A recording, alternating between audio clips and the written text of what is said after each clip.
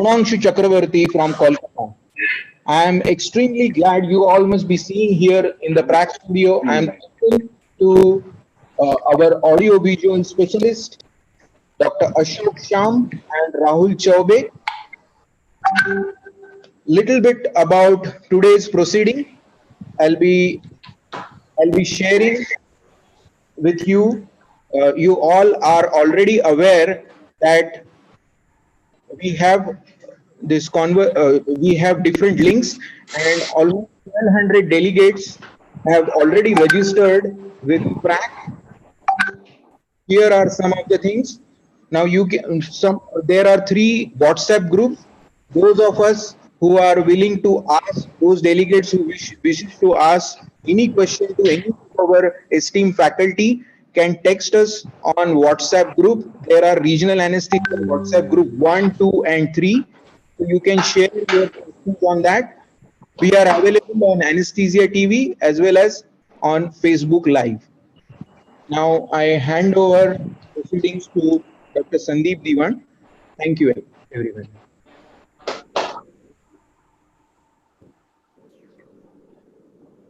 Over to you, sir.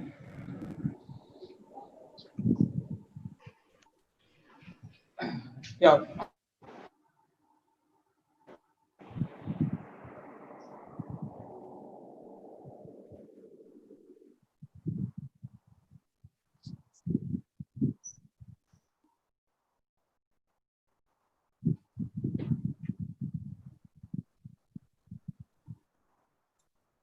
Sandeep, I don't hear you. Sandeep, unmute. You have to unmute. You have to unmute yourself, Sandeep. Sandeep, you have to unmute. Sandeep, sir, you have to unmute yourself.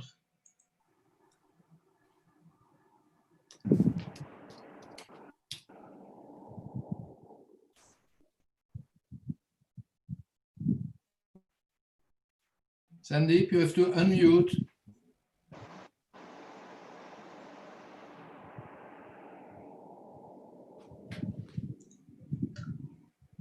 Let me check with him. I'll go there. Luke, can you hear us? Yeah, Sandeep, you have to you can unmute start. because we didn't hear what you say. Can you reintroduce Luke again? You were muted. Sandeep, can you just say a few words of introduction? Hello.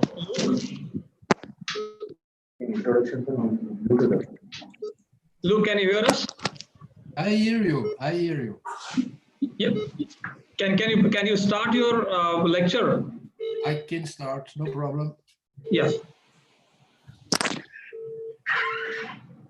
So, ladies and gentlemen, good afternoon, good evening in India.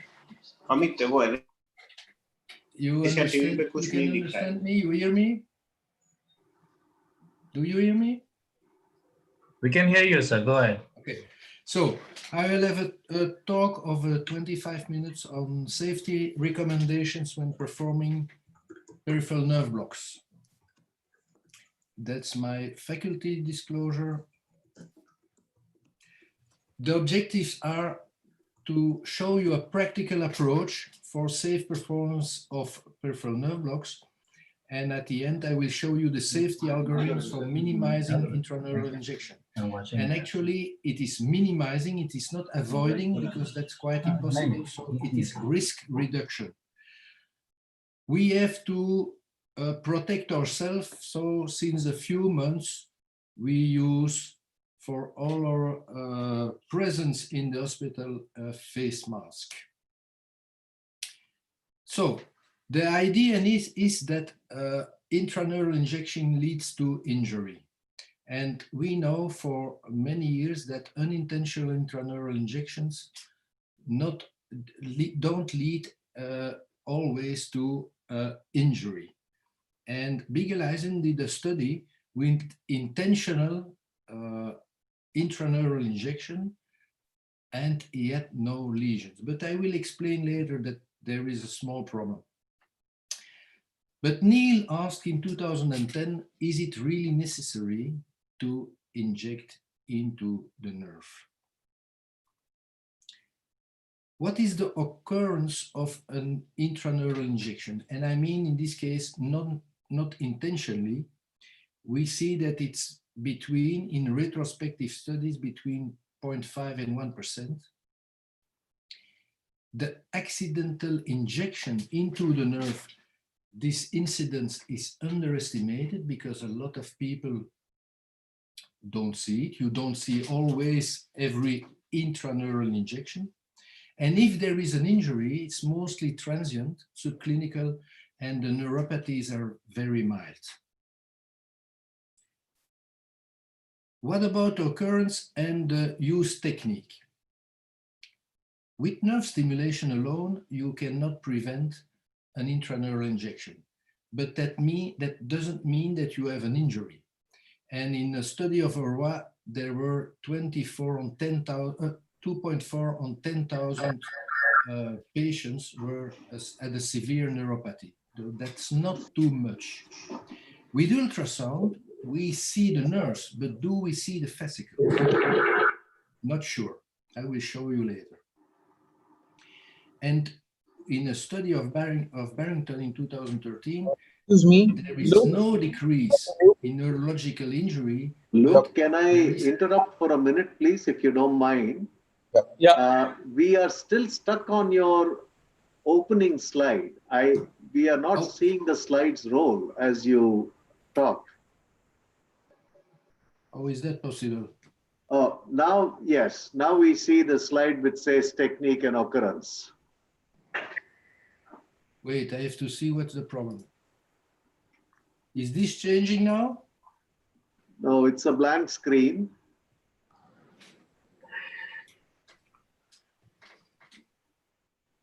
Yes. Now we see a slide. Yeah, we'll keep this one. Moment.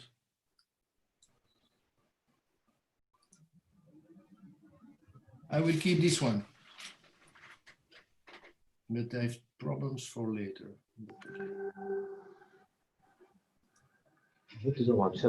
Is it feasible? Yes, it is. Tell me if I will tell you when I change, and if it's not changing, I will go back to. All right. So in a preliminary study from Barrington, he saw that the incidence of complication still was about 4 on 10,000 blocks, and similar to that of that study of Aura and Capdevila. But the problem is that we see that it's 4 on 10,000, but they checked only in 7,000 patients. So the power of this study is too low, and you cannot provide any statistical difference with so few patients. And in this study, 2/3 were ultrasound-guided peripheral nerve blocks. The 1/3 were all done with nerve stimulation. But what is important is that we see that we have 9 times more deficits unrelated to the peripheral nerve block. Did the slides change? Yes, It does. Most post-block neurological complications are a result of non-block related causes. That was said by Frederickson in 2009. So a lot of problems on peripheral nerves are not related to anesthesia. It's very difficult to know what the incidence is of neuropathies, and I will show you why. Because there are a lot of unreported cases. Why? Because they are unknown, because a lot of our colleagues are not willing to report, because children do not complain, because children cannot say they have a problem on one or limb or nerve or whatever. And statistically, the true incidence of any unreported event can be as high as 3 on the number of blocks. So the more you do blocks, the less you will have a statistical difference. But you see, 7,000, there are or 4 or 3 more. You see, it's very difficult to say that you can change things, a technique, and have a better result when you only do 7,000. You probably have to do 1 million people. So how many patients in an RCT when the complication is rare? You can, like I told you, probably 1 million. You can do it in a multi-center study, but then you have problems with the strict protocol. Not everyone is doing the same technique for performing a peripheral nerve block. And when we look at this, the claims that are associated with nerve injury, we see that 80% or more than 80% are coming from the brachial plexus. Brachial plexus, which has much more fascicles than the nerves in the lower limb. And that's probably the reason. To understand the nerve injury, we have to look a little bit at the anatomy and the histology of a nerve. The more proximal we are going, the more the nerve is solid. The more distal, the more connective tissue, and the more dispersed the fascicles are in the nerve. We have a strong epineurium, but we have an even stronger perineurium. Perineurium is surrounding the fascicle, epineurium is surrounding the nerve. And it's unlikely to penetrate the perineurium with a blunt needle. To penetrate the epineurium, that's possible, but perineurium is quite difficult.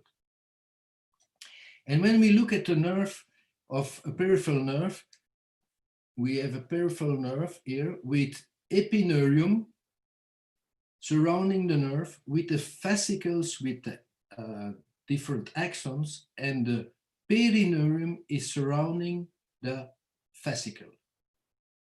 But when we are going proximally, we see that the nerve root is quite different. We have not an epineurium, but we have dura mater, and we have no connective tissue. We have cerebrospinal fluid. And all the axons are forming one fascicle in all the nerve. So you see that when you touch the root with your needle, you can imagine that that's the reason that we have more lesions in an interscalene block, like I showed you just before, than in a peripheral nerve, probably because of that concentration of axons in the root. What are the causes of lesions? There are direct causes and indirect causes. The mechanical cause, the laceration of the needle, is direct lesion, direct cause of a lesion, and the same is the intraneural injection. Injection means compression of structures when the epineurium and the perineurium are so tough membrane, so you inject, you create a pressure increase into the nerve, so you have compression intraneurally, but also extraneurally when you inject it at the elbow under the fascia to perform a block of the ulnar nerve. Compression means vascular problems, acute ischemia or hemorrhage, but you can have a direct lesion of your vascular structure. And of course, chemical. The injection of local anesthetics is, of course, neurotoxic for the nerve. It is reversible, but not all. When you use a vasoconstrictor, you can create ischemia and have a toxic effect on the nerve. This will disturb the conduction of impulses and axonal neurotransmitter transport. And that can be temporary, that's the normal working of a local anesthetic, but it can be permanent. When we look at this image that I got from Xavier Salablanche, you see that the needle entry, the laceration of the needle, direct trauma, and the compression, that's epineurium, and that's after injection. You see you have compression of the fascicle due to the tough perineurium.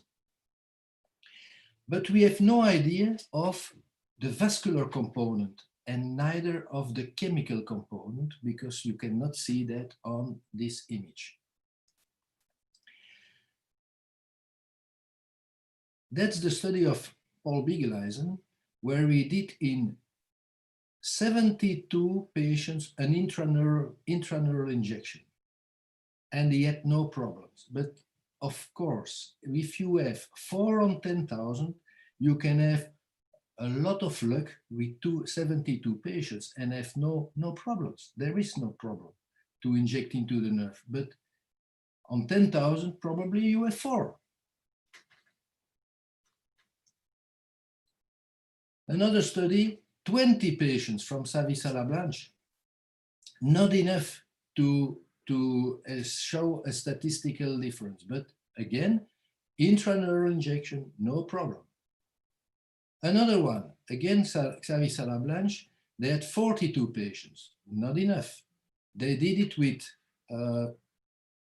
controlled nerve swelling, so they injected in 88% into the nerve, no problem. This one from Christopher Roberts and Admi Radzik, 24 patients. Again, not enough, but they combined ultrasound, peripheral nerve stimulator, and pressure monitoring.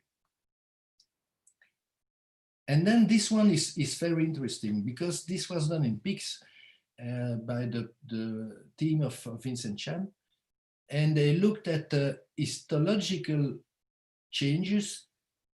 They were present, but there were no functional problems at the nerve afterwards, after an intraneural injection. So you see something histological, but functionally there is no problem. Can we prevent an intraneural injection?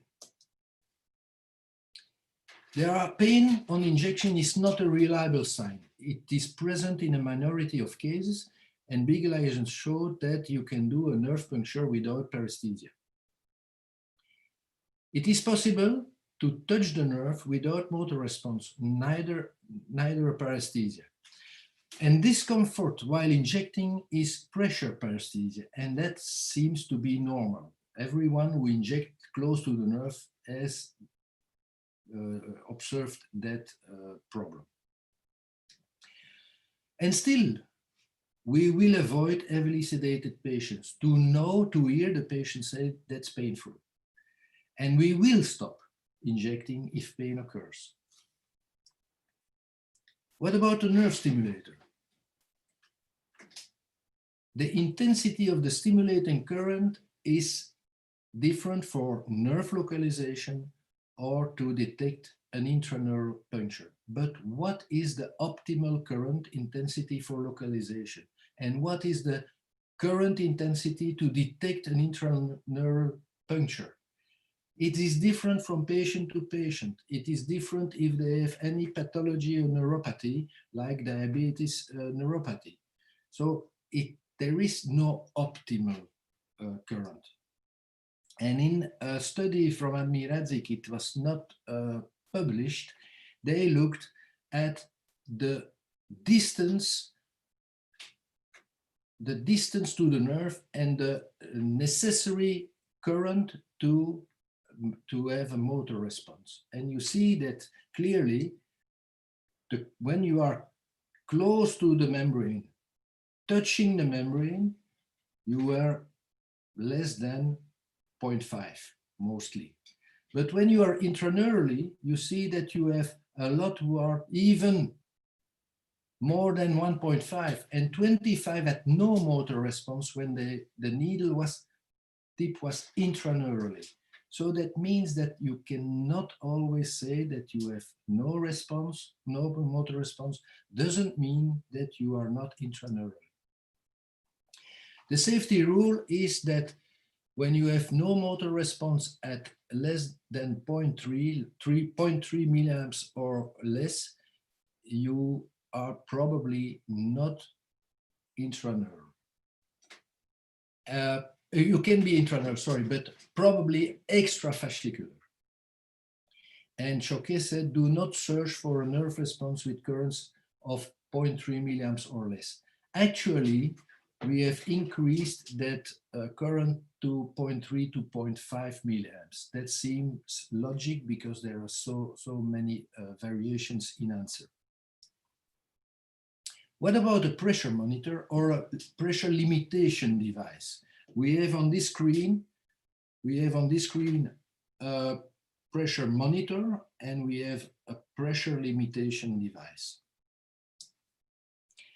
Again, a study from Admiradzik where they looked at the pressure in when you inject close to the nerve,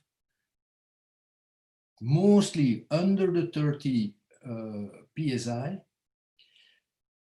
and when you are into the nerve, there is an increase in pressure to 30 psi. And he did this in dogs. In dogs, when he injected perineurally with less than 5 psi, he had a normal block with a normal recovery. When he injected intraneurally with a psi less than 12, he had a prolonged block with prolonged recovery. But when he injected intraneurally with high pressure, more than 20 psi, he created a lesion, probably a lesion of the fascicle. And he said in his conclusion that the combination of intraneural injection with high injection pressure leads to fascicular injury and neurologic deficit in dogs. So that's the study that promoted that pressure monitoring. And Vermeulen did a study on cadavers where he injected with pressure monitors, and he told that the opening injection pressure is higher when intraneurally compared with perineural injection in fresh human cadavers. Of course, that's different, but the conclusion is monitor your opening injection pressure because it can detect and prevent an intraneural injection. That's the one where you measure. The problem is that you have to look at this monitor. At this monitor, you have to look what happens, and you have to look at your screen too, because you are doing with ultrasound. When you use a pressure control device, that will stop when the pressure is above 15 psi. And so you don't have to look at this device, and you can keep your eyes on the ultrasound screen. What about the needle design and direct trauma? We know that sharp needles, there is a high risk of nerve penetration, but the lesion will be very clear, a clear cut. When you use blunt needles, you reduce the risk of a nerve penetration and fascicular damage. And a minor trauma with a needle without injection is probably still okay. Injection is probably the worst. And what about ultrasound? We can see the nerve, but we don't see fascicles. I will show you an image. Do we see the epineurium? No. We see the borders of the nerve, but we cannot see the epineurium. It's quite heavy to see a needle penetration into the nerves. We miss it regularly. It's mostly the injection that shows us nerve swelling, and this can be seen with 0.5 milliliters. Then we are sure, reliably sure, that we are intraneurally. And the combination of ultrasound and peripheral nerve stimulation cannot rule out intraneural position of the needle.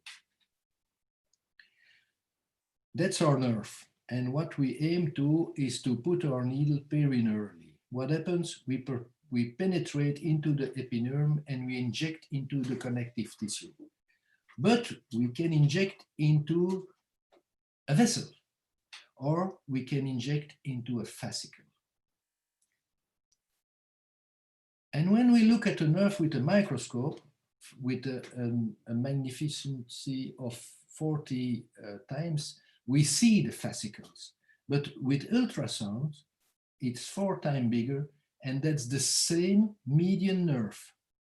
The same median nerve, you cannot see the fascicles. So it's very difficult to say that you can put your needle into a fascicle. So we did a study in 2017. We published the tangential approach instead of a direct approach to minimize an penetration of the epineurum.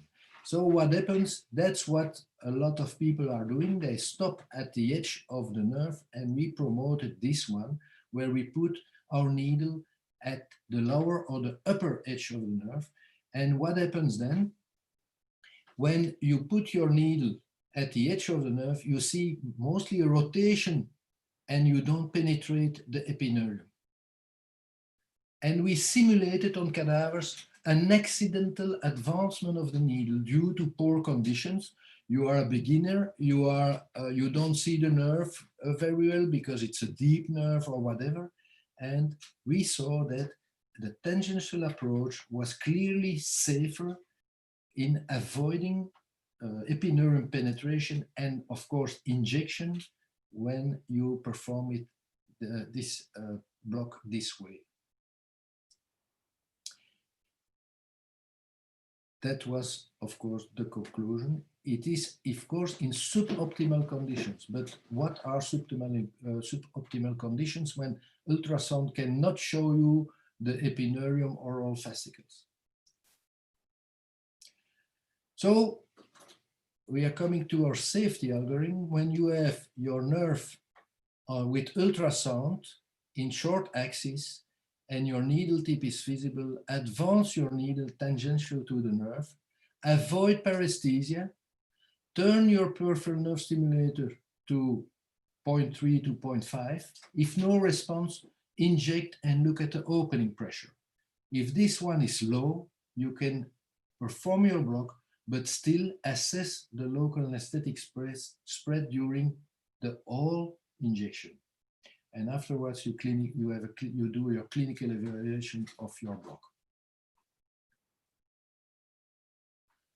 So we published, it's accepted, new guidelines for safe clinical practice of peripheral nerve blocks in the adult patient. That's our society, the Belgian Association for Regional Anesthesia, and it's accepted in our Belgian journal, and it will be published soon. In that paper, you see the algorithm I showed you, but also an algorithm for management of nerve injuries associated with peripheral nerve blocks. So, in conclusion, the complications are rare, but the consequences are for the patient very, very important. And probably these are due to an intravascular injection. And we need to use prevention strategies like ultrasound with a blunt needle, with a peripheral nerve stimulator with a low current, a tangential approach, a pressure monitor, and this normally will reduce the risk of any intraneural injection. But still, and I show you a video of an axillary block that was done out of plane. You will see in red the artery and in white the median nerve. The nerve, the artery, and the needle is coming out of plane in between the two structures. And you see the injection is perfect, but the colleague is moving his needle actually, and look at this. And you see like an explosion of the nerve. And there was no neurologic deficit. But you don't want to see that on your screen. I thank you.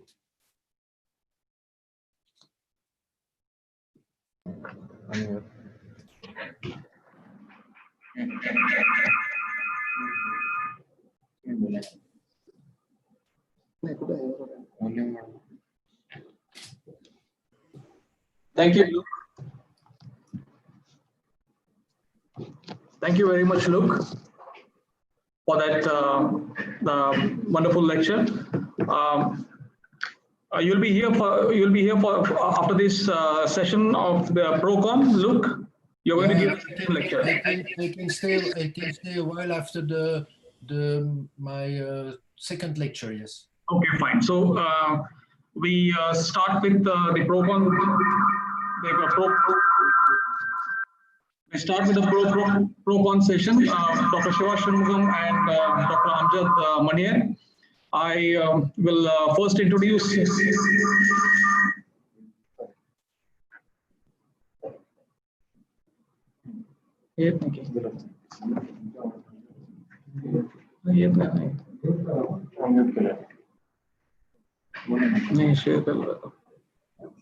Go ahead, we can hear you, Dr. Diwan. Yeah. So I would like to introduce Dr. Shiva Shanmugam. So he's a postdoctoral fellow in anesthesiology from Trivandrum. He is the head of department currently at Puducherry. One of his articles, Shiva Shanmugam's, is in the RAPM, where he compares the extrafacial versus subfacial injections of local anesthetic in supraclavicular. He is a guest speaker and faculty and workshops throughout India, and he organizes CME in Puducherry. He has also an achievement, like he has won the Staff Academic Fellowship Award in UK in 2010, and he completed 6 months of training in ultrasound applications in anesthesiology from Leeds Teaching University Hospital in UK. We have his video clip here, so we'll be Dr. Amit is going to show it from our side. And the next speaker, Dr. Amjad Manier, then he will be mentioning about the nose of interscalene block.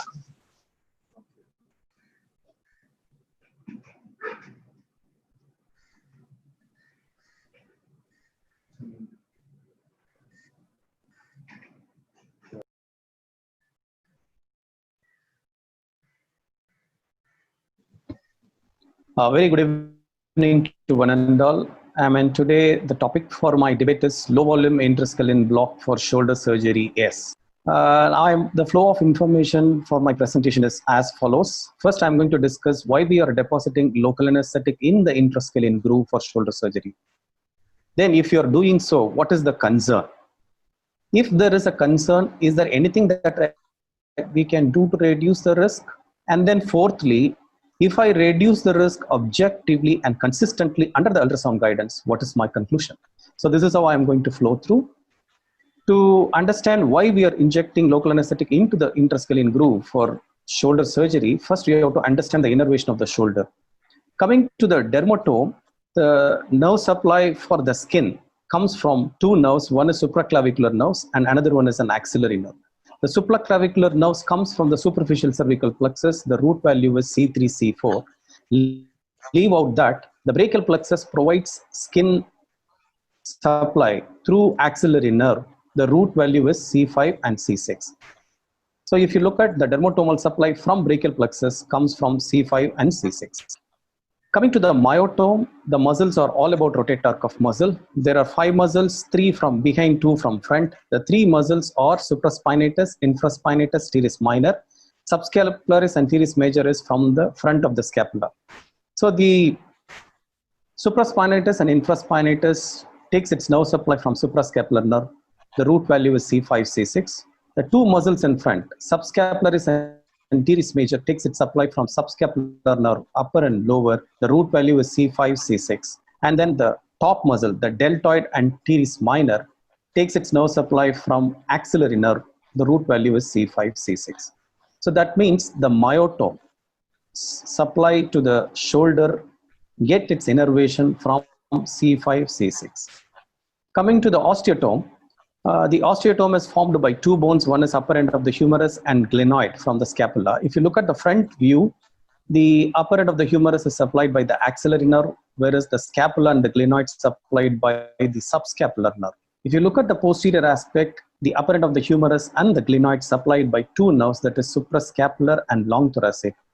Here also the root value is C5, C6 for these all the 3 nerves. So the osteotome also comes from C5 and C6. To sum up, I wanted you to understand one thing. The shoulder joint receives innervations from 7 different branches. All these branches are arising from different parts of the brachial plexus, some from the roots, some from the trunk, some from the cords, and some are terminal branches.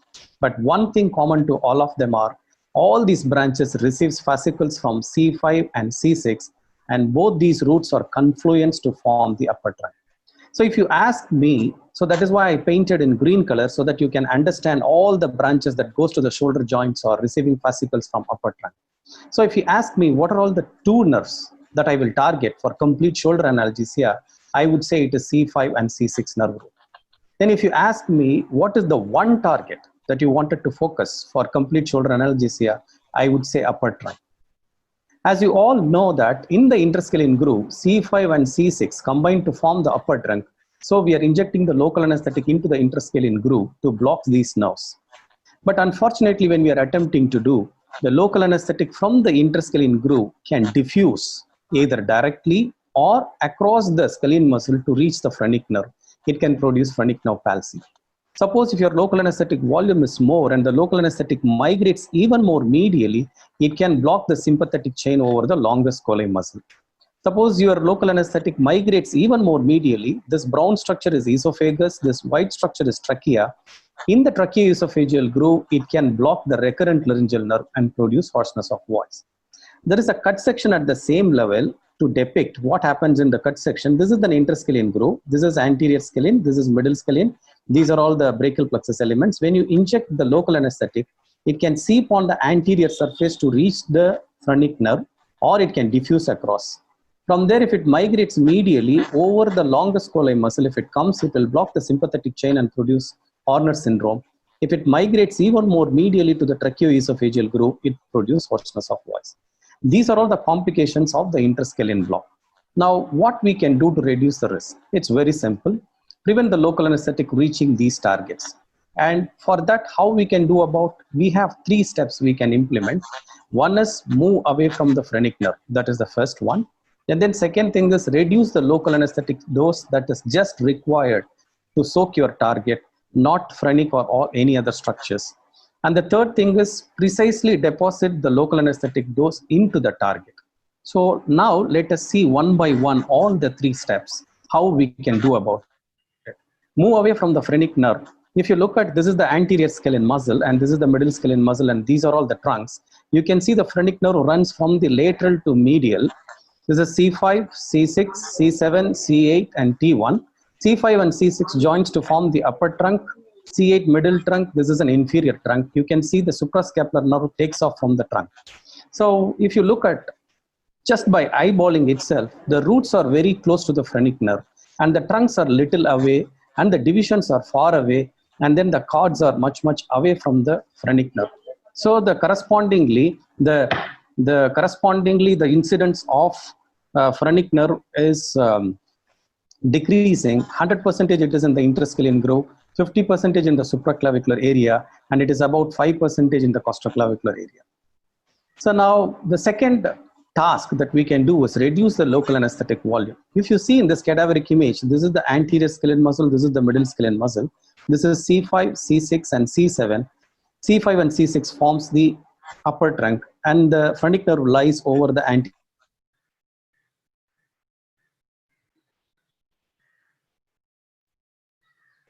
$10 to $20 ml of local anesthetic, you are going to flood the entire neck and there is no way your phrenic nerve can escape. So what we have to do is we have to find a local anesthetic volume that is adequate enough to soak the upper trunk. If you can do that, that is really great. Now, how to do that?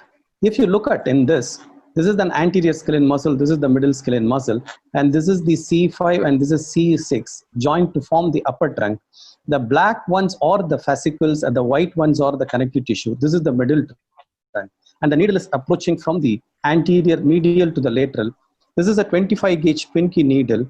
If you look at, I am carefully navigating the needle tip between the fascicles into the connective tissue and injecting small aliquots of local anesthetic. Small aliquots mean 0.2 to 0.5 ml at a time, so that and allowing time for the local anesthetic to diffuse. If you look at even in the microanatomy, you have a clear-cut space between the fascicles with a good amount of connective tissue. So when we inject like that, what we find is, I am scanning after the post-injection. If you look at the local anesthetic well soaked to the upper trunk divides into anterior and posterior division. As I scan back, it unites together, and as I scan more, it divides into C5 and then C6. As we go down, it divides into anterior and posterior division. This last corner was the suprascapular nerve. So now how much to inject? In a targeted truncal injection block, we found the minimum effective local anesthetic volume for a truncal block is about 4 ml per trunk. Suppose if I inject 5 ml of local anesthetic, what will happen? How long my block works? The duration of surgical anesthesia and analgesia. In a study looking at the selective injection of the supraclavicular nerve and the upper trunk for a clavicle procedures, we injected 3 ml into the supraclavicular nerves and 5 ml of equal mixture, that is 2% xylocaine with adrenaline and 0.5% bupivacaine. When we injected, we found selective blockade of supraclavicular nerve in the superficial cervical branches. And in the brachial plexus, we blocked only the suprascapular nerve, axillary, and the musculocutaneous nerve, which are all arising from the upper trunk, whereas median radial ulnar nerves are completely spared. If you look at, with this volume, 5 ml, we had a surgical anesthesia for about 2 hours and analgesia for 5 to 6 hours. If you look at the pre-block, the shoulder joint is completely intact, the axillary nerves are intact, and then elbow flexion, the musculocutaneous nerve is intact, median radial ulnar nerve was on completely intact. After 15 minutes of post-block, this is the extent of sensory anesthesia that we got. And then the shoulder joint, the axillary nerve is 0, the suprascapular nerve is 0, musculocutaneous nerve is 0. And if you look at the median radial ulnar nerve and then the finger movements are completely intact. This is the radius where the patient can effectively extend his wrist. There is a little bit of weakness on the supination of the hand. But if you look at all the finger movements and the hand grip are full. So this is opponent's median nerve, all the finger flexions, adduction of the fingers and abduction of the fingers. So now what about the phrenic nerve involvement? None of the 70 patients showed any signs and symptoms of diaphragmatic paralysis, even though some of the patients having multiple refractures and COPDs, but we don't have any objective data. Prospective study with diaphragmatic function as a primary outcome is underway. I think maybe in 2021 PRAC, we may have some clarity on this subject. So now to sum up, whether the ultrasound can show the targets that we understood, will it show all the critical structures? If you see in this video, this is C5, C6, this is an anterior skeletal muscle, that is the middle skeletal muscle, this is C7, this is vertebral artery. And if you look at here, this is the phrenic nerve on top of the anterior skeletal muscle. Whenever your local comes from here to here, it blocks the phrenic nerve. And from there, if it migrates medially, this is the longus colli muscle over the C6 transverse process. On top of the longus colli muscle, if you look at this hyperechoic structure, is the sympathetic chain. When your local comes from here to here, it blocks the sympathetic chain and produces a Horner syndrome. Suppose if your local anesthetic migrates medially, this is the esophagus and this is the trachea. This hyperechoic structure at the tracheo-esophageal groove is the recurrent laryngeal nerve. If your local comes out here, it produces hoarseness of voice.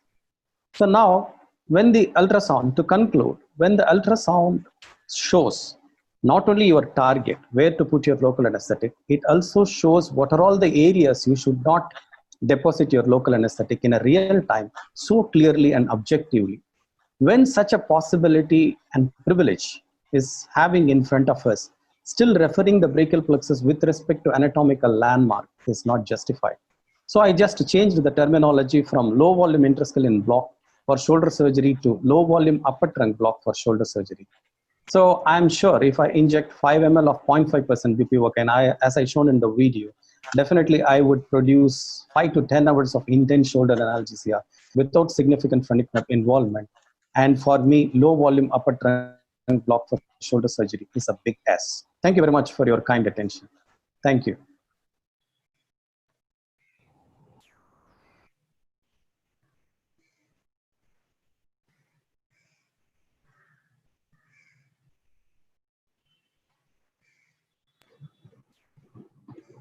So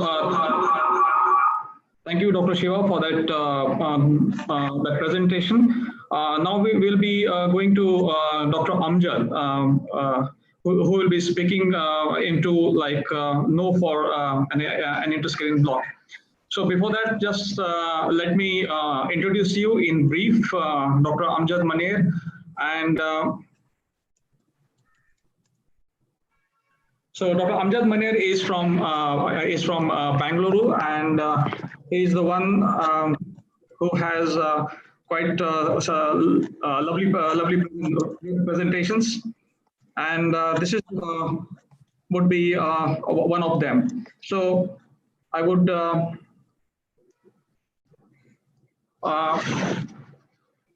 try to just about him. He's a consultant anesthesiologist at the Axon Anaesthesia Associates in Bengaluru.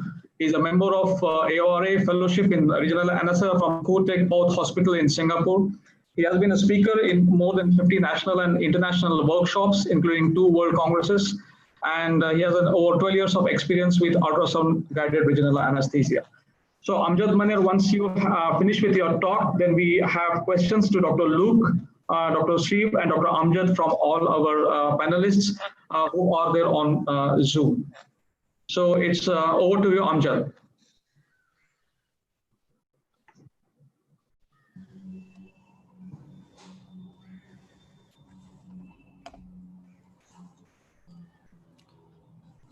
Thank you for that kind introduction, Dr. Sandeep. My job has been made easy by my dear friend Shiva. He has listed all the complications of the interscalene block in his talk. So I'm just going to recap that, and just for everybody to know, I've listed out some of the very unique complications of the interscalene block. And if you look at this list, I have not listed out the common problems that you have with regional anesthetic blocks like local anesthetic toxicity and things like that. So you look at the completely unique profile that the interscalene block offers. You have papers on the interscalene block listing their acute and chronic complications. And if you look closely, these are prospective studies. So the interscalene block is actually second in the Regional Anesthesia Hall of Infamy. It has the second highest incidence of complications after something like the lumbar plexus block, which you can expect to have with deep blocks like that. Shiva talked about giving low volume blocks in the right place, but let me tell you that those are things that very few people can do, like Shiva does. And if you use small local anesthetic amount, this is one of the old and the original papers of low volume ultrasound guided interscalene blocks. It says that even if you use low volumes of local anesthetic, you can have up to a 33% incidence of phrenic nerve involvement. And pretty much most of the complications that you see can be avoided with good technique, but the phrenic nerve involvement is a complication that is mostly out of our hands, especially in hands of mortals such as me. So this is, if you look at an analogy of what Shiva said, this is how things would be looked upon. Shiva calls you home for, say, a nice dinner, and he tells you, hey, Amjad, you can come home, you just walk up the path, but I have a little dog you'll have to avoid. All right, just be careful because he kind of has a bad temper and every now and then he bites people. Okay, so the chances of being bitten is if you walk very slowly, 30, 40 seconds across my path, there's a 100% chance you'll be bitten. But if you take 10 seconds, maybe 60% chance. But if you take 5 seconds to cross that path, there's about a 33% chance of being bitten. And this is what the interscalene block does. It just bites you every now and then when it comes to the phrenic nerve involvement. So you have to look at alternative options. Shiva told you a couple of them. I'll tell you a few more. And why does this happen? Shiva showed you where the phrenic nerve is. This is another image where the phrenic nerve is sitting very close to the C5 nerve trunk. But even then, despite all this infamy, why do you want to do the interscalene? It's been around for a long time. It's a very easy block to perform. Low volumes in the last 10 or 12 years has been quite popular, and it covers the shoulder joint quite quickly and quite well. You can look at the osteotomes and the myotomes like Shiva told you. For the sake of practicality, we divide the shoulder joint into an anterior and a posterior surface. The anterior shoulder joint is supplied with the subscapular nerve, the axillary nerve, the lateral pectoral nerve, and the posterior shoulder joint is supplied by the suprascapular nerve and the axillary nerve. There are various other soft tissue components which are again covered by either the suprascapular nerve, the subscapular nerve, or the lateral pectoral nerve. And these are the alternatives that you have in today's practice to avoid the problems associated with the interscalene block. So when did this all start? This was about 13 years ago by the late Dr. Darcy Price from New Zealand. He described a couple of blocks, that is the suprascapular and the axillary nerve block for the control of pain in 70 patients. Again, this was just a retrospective study, but it was something different, and we finally had something new to add to shoulder analgesia. You saw that the images Shiva showed you, the suprascapular nerve actually arises again from C5, C6, specifically from the upper trunk. And there are two locations where you can block it.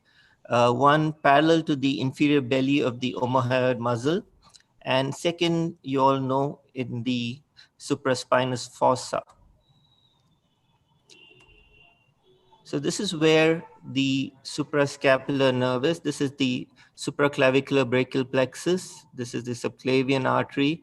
And you usually see this little nerve leaving the upper trunk. And it's quite easy to spot, and it's a fairly large nerve there. Again, you would do it in a similar manner. I'm not, in the interest of time, I'm not putting up videos of this.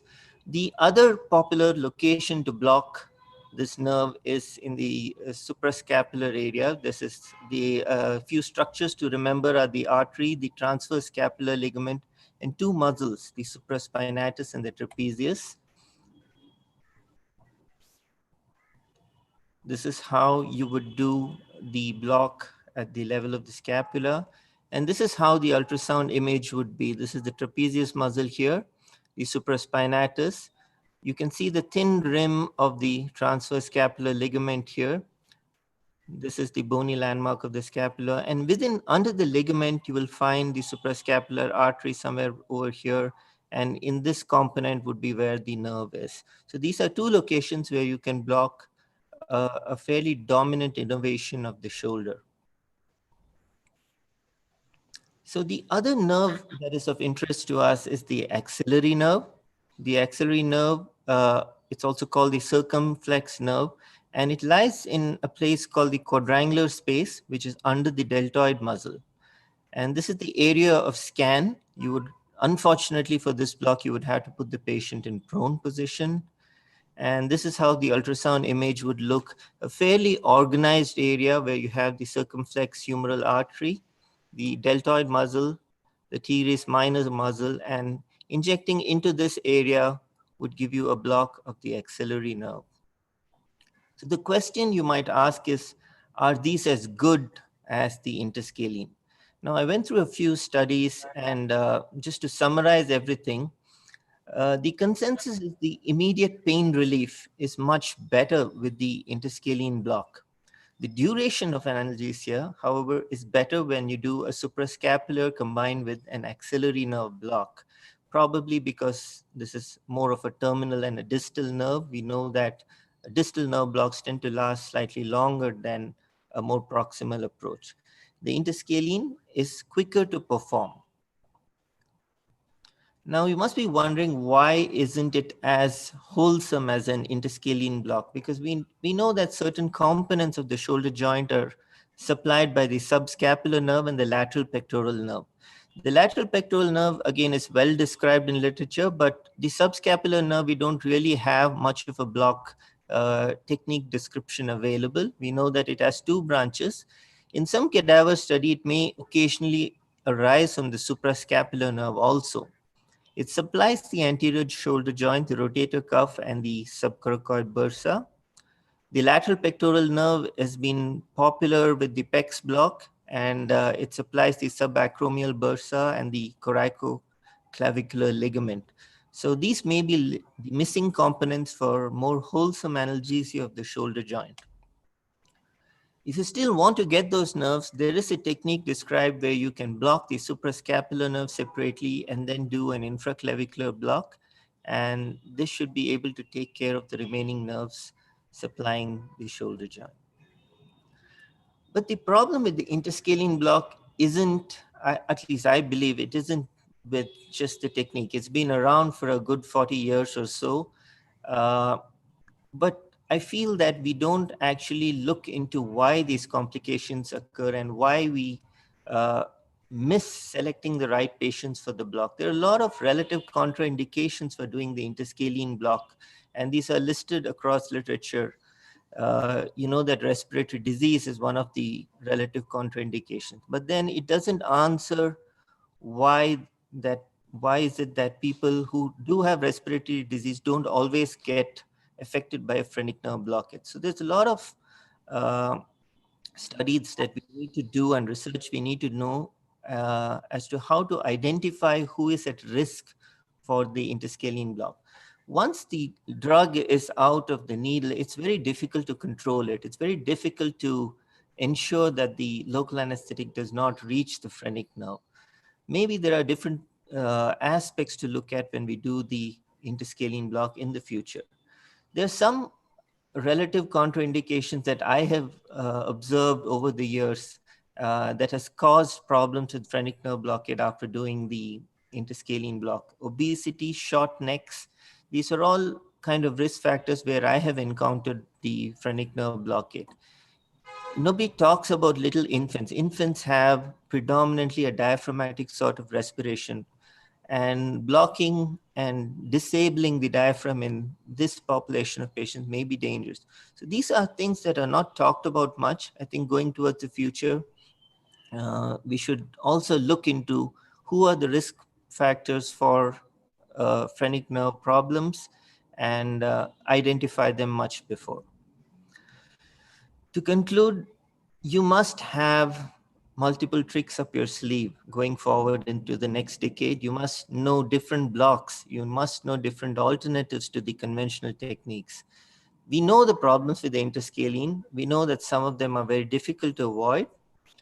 And as a regional anesthesiologist, you must be smart enough to anticipate these sort of complications and use these alternative techniques whenever you can. Thank you.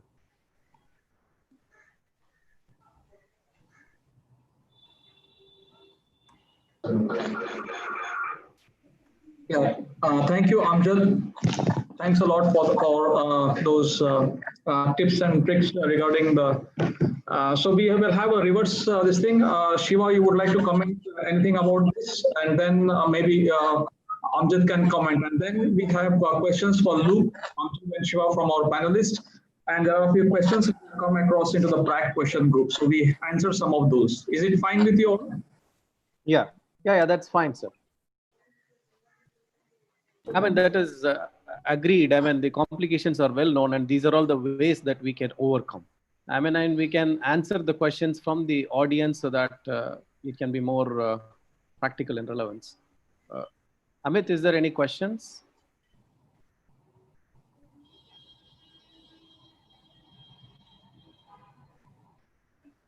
I mean, I see one question from chat box from Rushali ma'am. I mean, I was talking about more of shoulder analgesia. What about surgical anesthesia? See, we have done the surgical anesthesia for acromioclavicular joint and then surgical fracture, surgical neck of humerus fractures exclusively under interscalene block. That time we use volume little more. But during an arthroscopic shoulder surgery, because of the positional requirements, we will give a combined general anesthesia. So whenever the surgery is being done in supine position, lasting about 1 to 1.5 hours, we have done under exclusive interscalene brachial plexus block for shoulder. And the phrenic nerve is usually a self-limiting. It's not progressive. It doesn't kill patients like pneumothorax. The involvement depends on the intensity and the duration. As we go down on the dose of local anesthetic, the intensity and duration of diaphragmatic paresis is going to go down.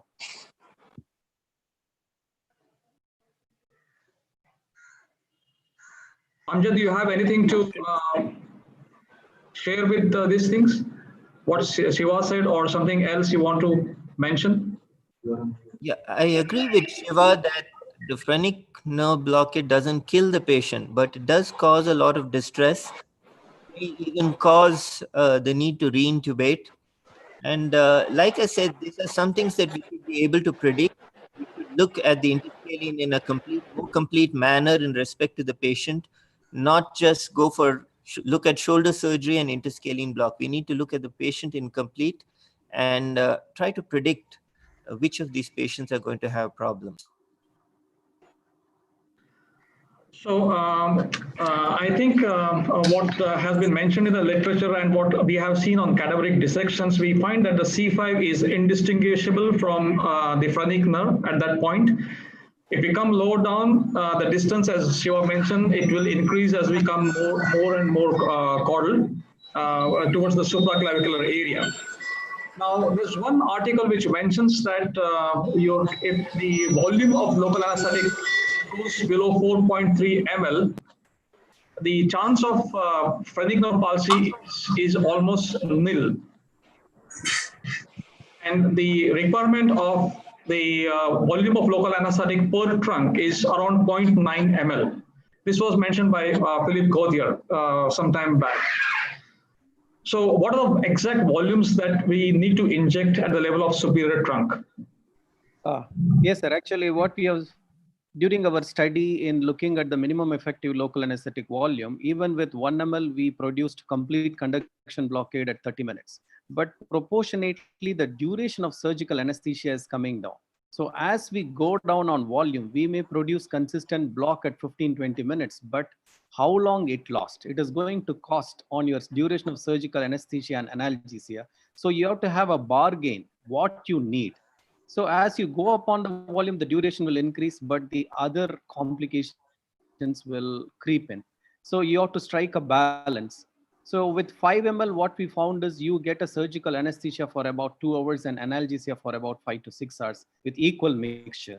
Maybe if you use a long-acting local anesthetic, you can prolong the analgesia and anesthesia for a little more time. If you add an adjuvant, it may prolong even more. But we have to see all those things in future studies. So the volume is a bargain between what you want and what are all the complications going up with more volume.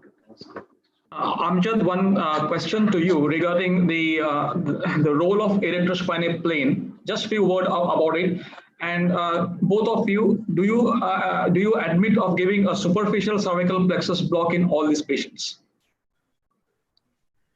For shoulder surgery, yes, definitely. Since now we are doing, we are gone away from the superficial cervical plexus, we are become more specific, like supraclavicular nerves.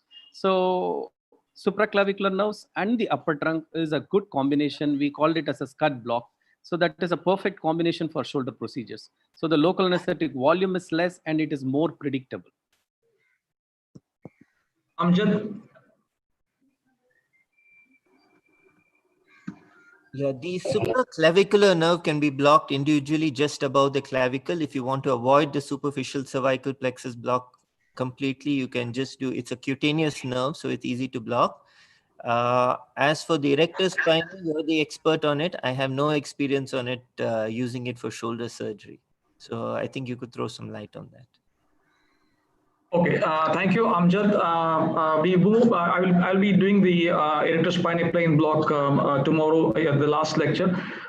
So Luke, we have some questions for you. Can you unmute? So there's one question from the Northeast, Dr. Surijit Giri.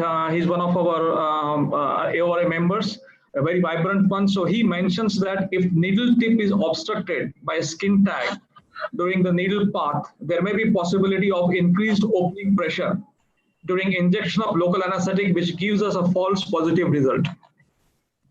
Yeah, but that's true. But that means if you have a high pressure when injecting, you remove your needle a little bit. If it's still an opening, high opening pressure, then you know that you have a problem with your needle. You can have a problem with your needle. The thing is, when you use the pressure limitation, you cannot inject. With the other one, you still can push and push and push, and you go to 50 psi and you inject. That's the thing.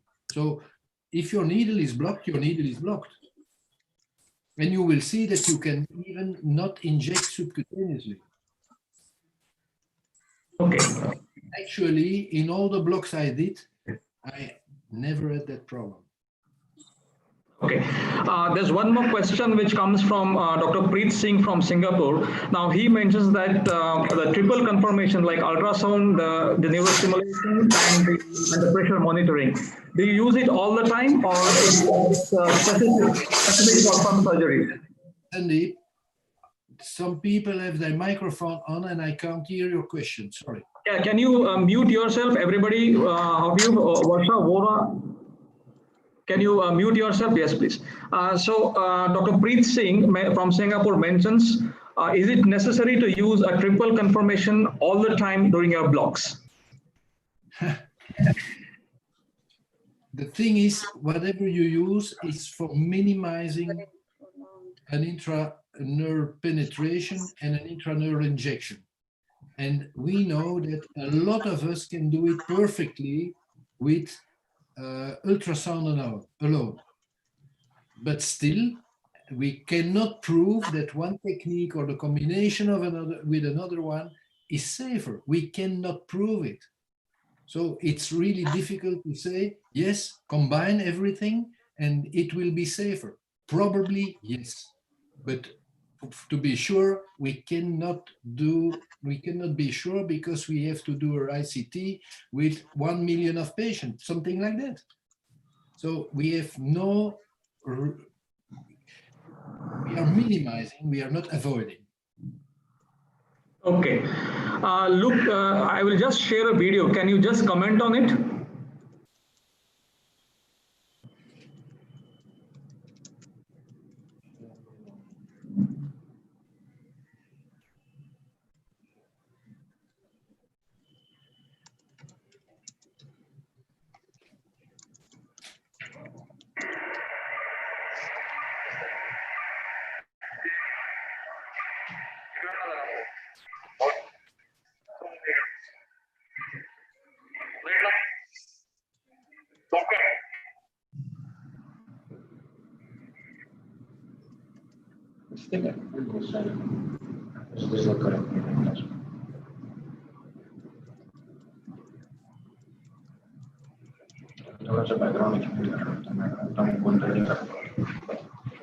So this is a needle placement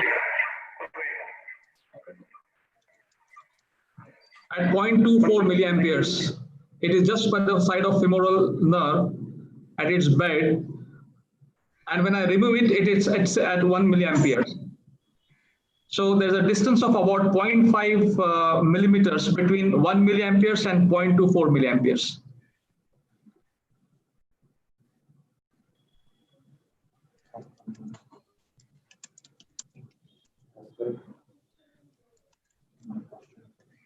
Stop, sir. So when I look at this movie, I think you are, I should say, into the femoral nerve. Yes. As you know, as soon as the nerve is coming lower than the inguinal ligament, it's split in a lot of nerves. And you can probably inject in between those different nerves. And that's not intraneurally. That's that is in the space where the nerve is, but the nerve is already split.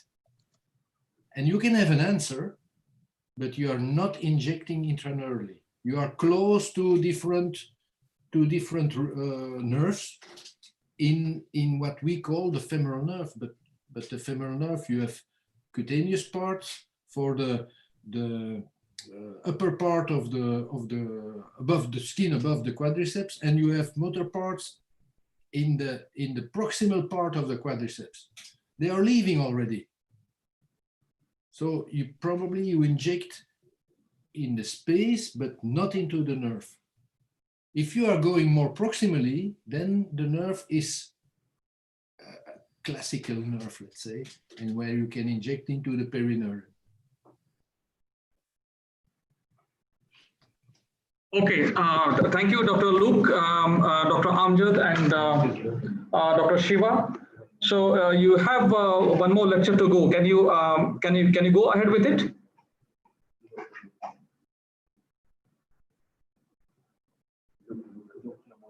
Dr. Luke? Pardon? Yeah, you have one more lecture. Can you go ahead with it? Yeah, I can do that. Okay, perfect. Moment, I was reading the messages.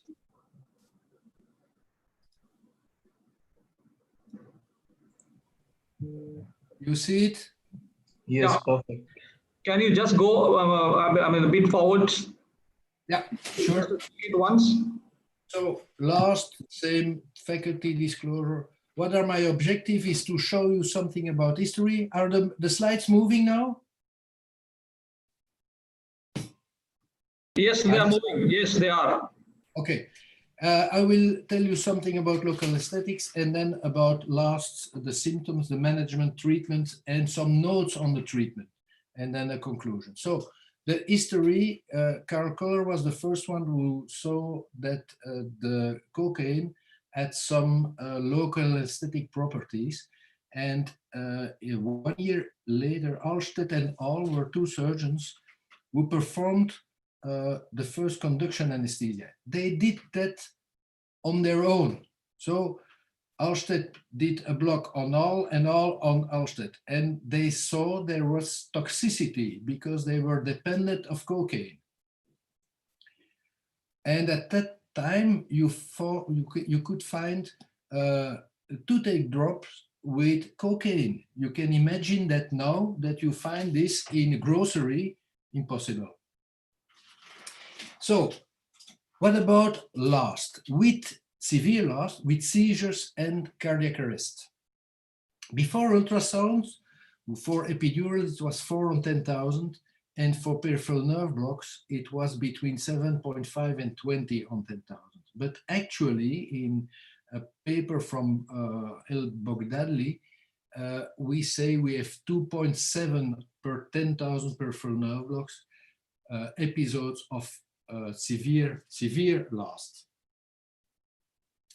And in an editorial from Guy Weinberg, last is reduced by 60% due to the use of ultrasound because we use lower doses.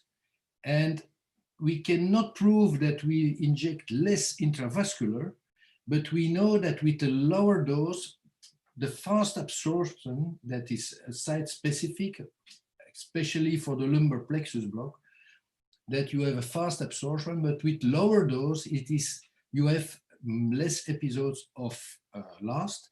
And of course, last is drug dose and concentration dependent. And the thing is that we see that last will be more important for non-anesthesiologists because they still infiltrate like 20 years ago. And we have probably to educate those guys and tell them that last is a problem and that there is actually intralipid, because a lot of them, they don't know. I show you two cases. One is a cardiac arrest on lidocaine for a 35-year-old woman who had a labial abscess and she got 50 ml of 2% lidocaine. She was not feeling well, began to vomit, and she had flailing arms and legs, and it was consistent with seizure activity. And then a few minutes later, she had a pulseless electrical activity. Another case is a 75-year-old man for a pacemaker implantation without general anesthesia. The surgeon is infiltrating lidocaine 2% with epinephrine, the skin infraclavicularly, and then he starts surgery, but the patient is still complaining of pain, and he re-infiltrates 15 ml. Because the pacemaker positioning is difficult, he re-infiltrates with 10 ml, and after 60 minutes after the start of the first infiltration, the patient has some seizures. And they called an anesthesiologist, they gave pentotal, NO2 supportive measure, and the patient is okay. What are the similarities and difference in both cases? It's lidocaine 2%. The first one is without epinephrine, and the second one is with epinephrine. The site of injection is different. The initial dose is, the dose is the same, but in the first one, it is given in one shot, And in the second one, it is are repetitive doses. And look at you, I show you the time before signs begin. In the first one, it's quite rapid. In the other one, it lasts for 60 minutes. But there were, of course, the supplemental dose are the reason of this delay. The first signs are different. In the one, you have some preliminary signs like vomit and flail of arms and so on. In the second one is immediate seizures. And the evolution is both are okay, but in one you have, after that some kind of seizures, you have a cardiac arrest, and the other one, no cardiac arrest. So it is, the diagnosis clinical. That's all. You don't have a machine to say, that's it. So local aesthetics, you need to know for every drug you use, what is the maximum dose without and then with epinephrine. You need to know that there is some kind of limit. And we as anesthetists, we know that, but a lot of our colleagues who are not anesthesiologists, they do not know, they really do not know. Both clinical case reports I showed you were done by non-anesthesiologists.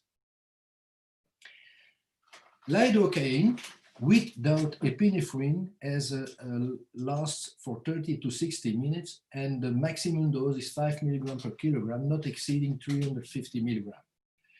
And you have to know that for 1%, that's a maximum of 35 ml, and for 2% is 17 ml. Both case reports at 50 ml of 2% lidocaine. With epinephrine, you can inject a little more, but still not exceeding 500 milligrams.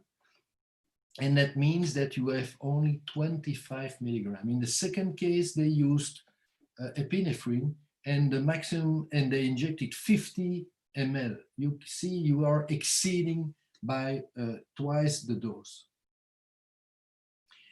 What about the types of local aesthetics? The duration of action is depending on if you are using a short acting or a long acting. And we know that the long acting are more toxic than the long acting are more toxic than the short acting drugs.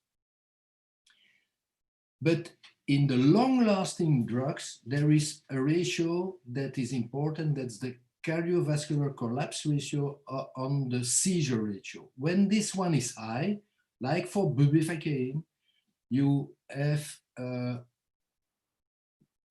no safety margin, because when it is low, you see seizures and then probably a cardiac arrest.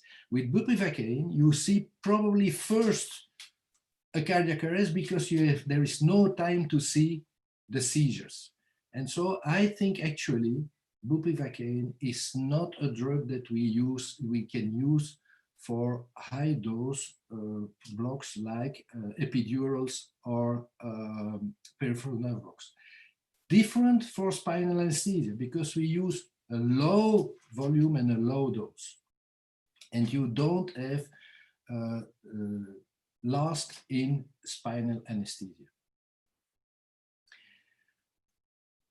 So local anesthetics is dangerous. How does it work? We have the membrane channels are blocked. We have an inhibition of the signaling and kinase pathway. We have an inhibition of the formation of ATP coming from AMP, and we have a block of the muscle. And this system, these inhibitions are drug related and are dependent, the last is then dependent of patient and technique. So we have the dose and the concentration, like I said, with or without adjuvants, epinephrine in this case. You can inject in a place where you have a fast resorption, like intercostal, like lumbar plexus. You still can inject intravascularly Systemic absorption is determined by vascular supply and mass of drug deposition. That's normal.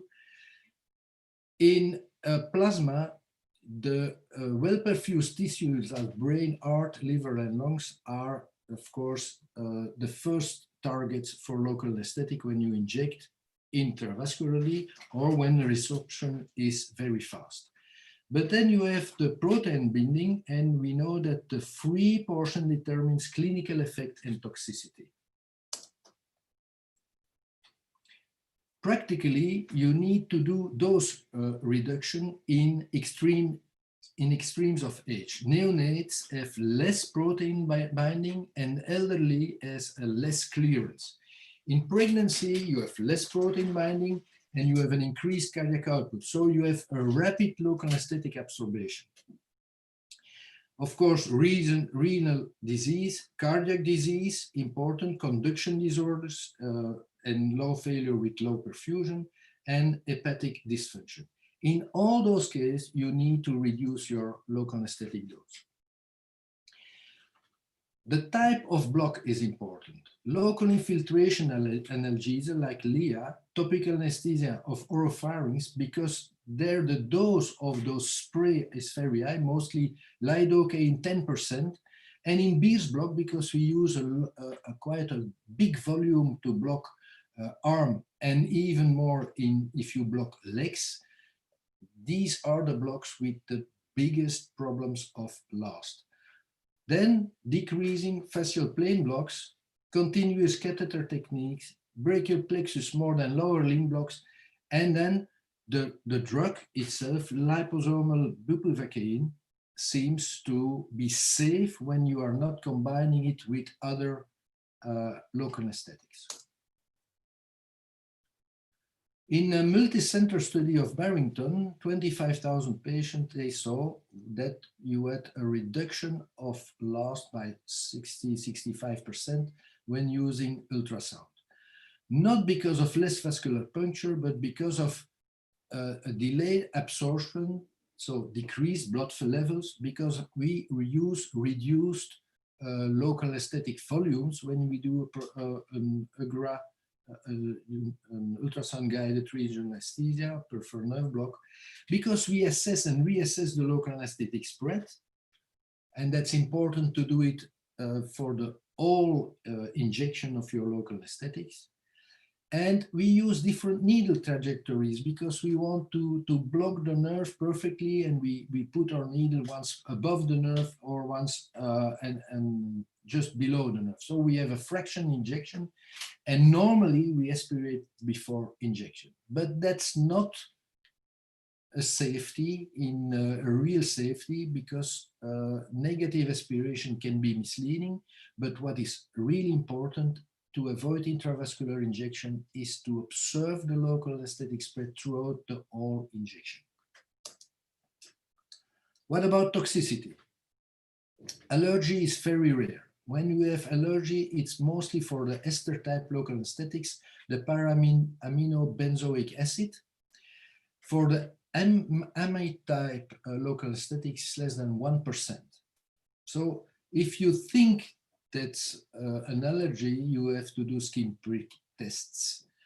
And what we see in a dental chair with the dentist, that the people don't have allergy, they have mostly a vasovagal reaction, or they inject some epinephrine intravenously, and that gives them some problem, arrhythmias or tachycardia. What are the signs of a systemic toxicity? The first signs, and pay attention, it is not necessary to see those signs, but you can have an idea when you have lightheadedness, altered mental status, drowsiness, confusion. Circumoral tingling, numbness, a metallic taste. You ask your patient to whistle, and they cannot whistle because they don't know how they have to put their mouth to whistle. They can complain of tinnitus and muscular twitching and diplopia. So these are the initial symptoms that you have to pay attention for, but you can have immediately excitation of the central nervous system, and these are seizures. And when you give more, the next step is depression, coma. And you see those, it is biphasic. You have excitation, depression, and for the cardiac system, it's the same. You have tachycardia, hypertension, and then bradycardia and asystole. So that's biphasic. And when we look at this, we have the first signs of local anesthetic on your central nervous system.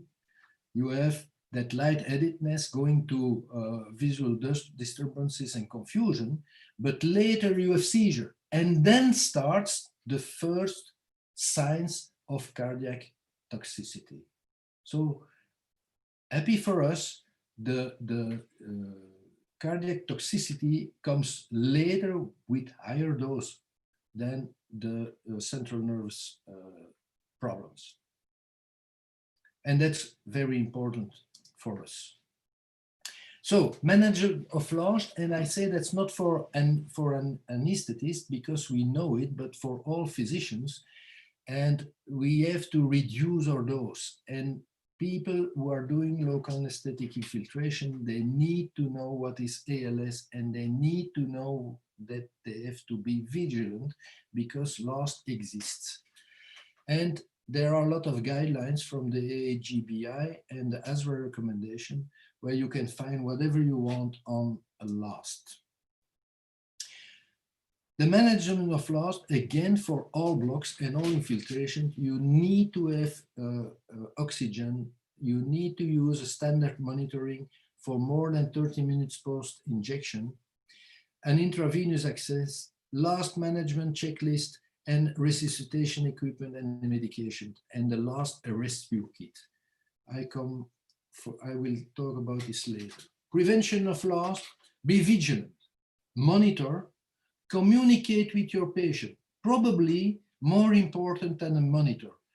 As long as your patient is talking with you and says they is feeling fine, you have no problem. But of course, if you sedate your patient, you can have some problems to detect the first signs of toxicity. Look for symptoms. Don't stay away from your patient. Keep an eye on your patient. You have to know the properties of your local anesthetics. You limit your dose of local anesthetics, aspirate, use eventually a test dose. Be aware of signs. The timing is unpredictable. Signs may occur sometime after injection. It can occur during your injection because you are injecting intravascularly.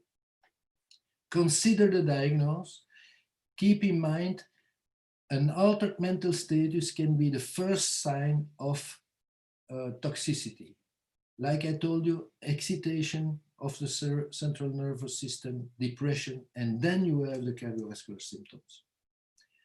Be prepared to treat last. Plan for a management of last, and if you need to have a local anesthetic toxicity kit. And I use these words from Nelson Mandela, one cannot be prepared for something while he's secretly believing it will not happen. It happens. Those who are doing anesthesia for a long time have seen that in one or of their patients. What is the treatment? Stop injecting. That's normal if you have symptoms during injection. And the first thing to do, call for help. You cannot manage local anesthetic systemic toxicity alone. It's impossible. You need to give oxygen, perform seizure suppression with benzodiazepines, not with propofol, because propofol can decrease your inotropy and your cardiac system, correct acidosis and arrhythmias, eventually cardiopulmonary resuscitation, be alert for cardiopulmonary bypass capabilities, and administer 20% lipid emulsion. I have here a scheme of a treatment for someone of 70 kilograms in red, and you see 100 milliliter of intralipid in bolus, and then 500 milliliter in 30 minutes. It's quite a lot when you know that you give 1 liter in 24 hours of intralipid when you need to give some intravenous feeding. Repeat the bolus as long as you have a cardiovascular collapse. Double infusion rate if you have no effect. So you see it's quite a lot, and continue for minimum 30 minutes. You see, it's quite a lot of intralipid. These are the safety guidelines of AGBI. You can download it from the internet, so I won't take time to show you. We have in our hospital our toxicity kit with on one side the intralipid for infusion and the chart how to manage systemic local anesthetic toxicity. What about lipid rescue? Lipid rescue was first seen by Guy Weinberg. He used intralipid for local anesthetic overdose in rats and then in dogs. And the first case report came from Rosenblatt in humans. And then in 2006, there was an editorial, consider intralipid for local anesthetic toxicity. And 1 year later, there were guidelines for AGBI for lipid rescue. So it's less than 20 years old, 15 years old. The mechanism is unknown. And one of the things is that there is a lipid binding of the lipophilic drug with reduction of tissue content and of the toxin. But it can also be a shuttle of your local anesthetic from high blood flow organs to storage and detoxification organs like the liver and the kidney. But probably there is the third one, the energetic metabolic effect. You have a reversal of inhibition of your mitochondrial fatty acid transport, improving cardiac output and blood pressure. And that's what I showed you when you use local anesthetic, you block the transformation of AMP in ATP. And when you give lipid, a lot of lipids, you probably make that transformation possible again. In vitro, the isolability of local anesthetic in lipid emulsion, you see that bupi and levo is much more than ropi. Intralipid is 2.5 times more efficacy than medial lipid. And we don't know about plasma levels, because when you are resuscitating, you are not thinking of taking plasma levels to see if the plasma level is reduced with intralipid or not. But that would be the thing to do, of course.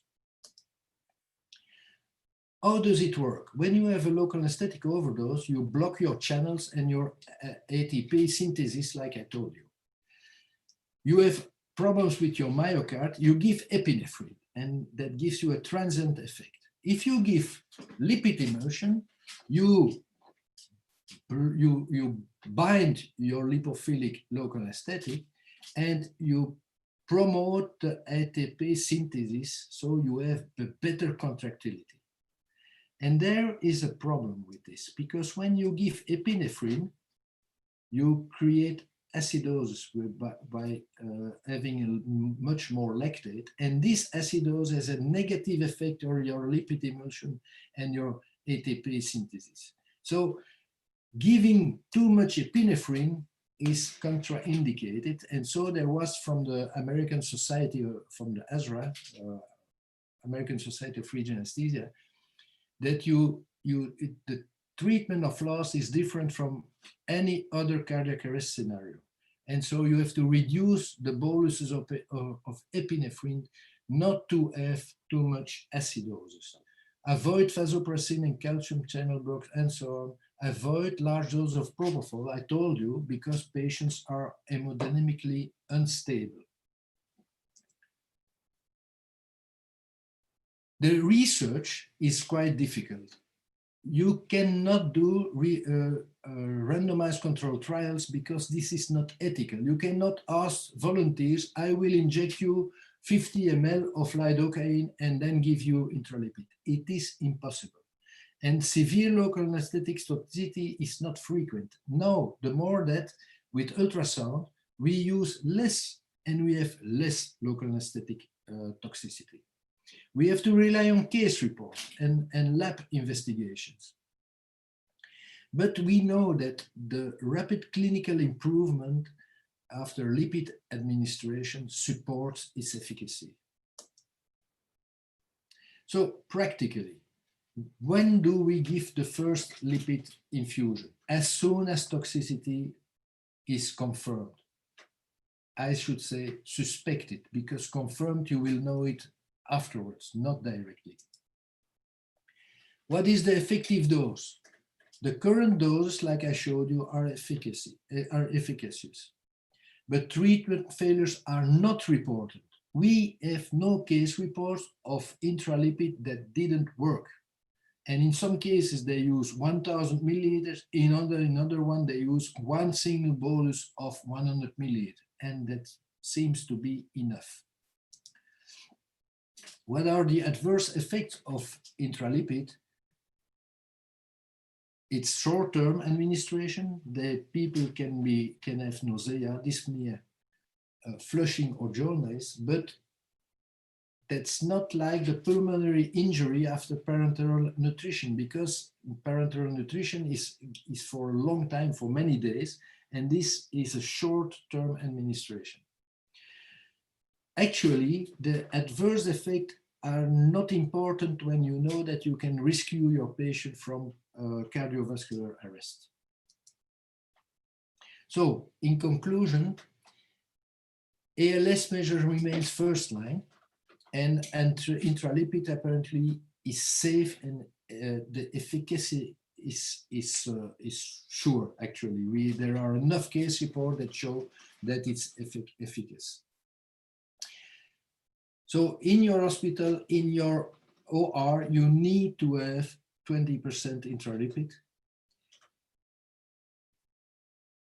We need, of course, more cases and lab findings for publication, but I think when you have a case, send it to the local anesthetic toxicity registry, lipidrescue.org, and I think people like Guy Weinberg will do a perfect job with that case of you.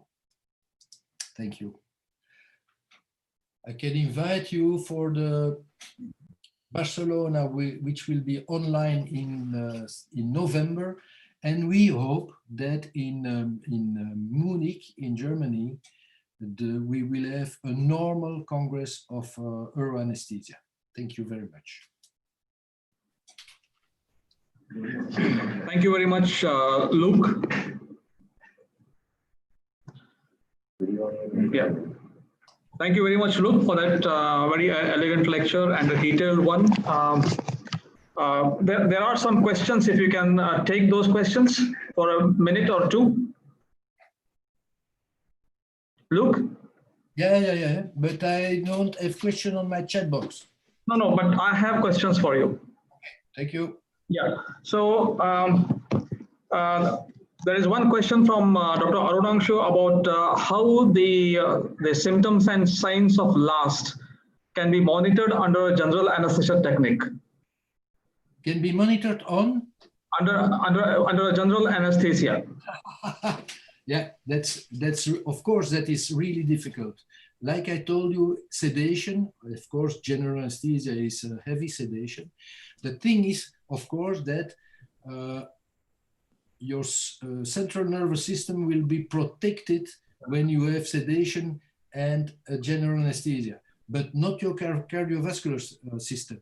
So you will probably see your first signs on your cardiovascular system and not the first signs, because your patient cannot talk, and the central nervous system will be, let's say, protected by your general anesthesia, not your cardiovascular. No. Yeah. So there's one more question from Dr. Surjit Giri from Assam. What he says is that if you have a muscular twitch through neurostimulation, and if you inject your local anesthetic, and if the neurostimulation still persists, now this is not an ultrasound, so this is just under neurostimulation. So you are injecting water, not a local anesthetic. You're injecting local anesthetic, yes. But yeah, no. You have the twitch persisting. Yeah, but that's the thing. You see that you can have a stimulation of your nerve when you are outside the nerve, and you can inject in, and you can put your needle into the nerve without injecting and have no response, probably by hyperpolarization. I cannot explain. If you have a twitch and you inject and you still have a twitch, I cannot explain it, because your local anesthetic will block immediately the membrane that's touching your needle. So I cannot explain it. Or you moved your needle, or you're not injecting local anesthetics, but something else. Yeah, I agree with this. Now, I totally agree with you. We met Guy Weinberg in Cluj-Napoca. We heard his lecture, and it was really a treat to hear his lecture, how he came out with the lipid emulsion.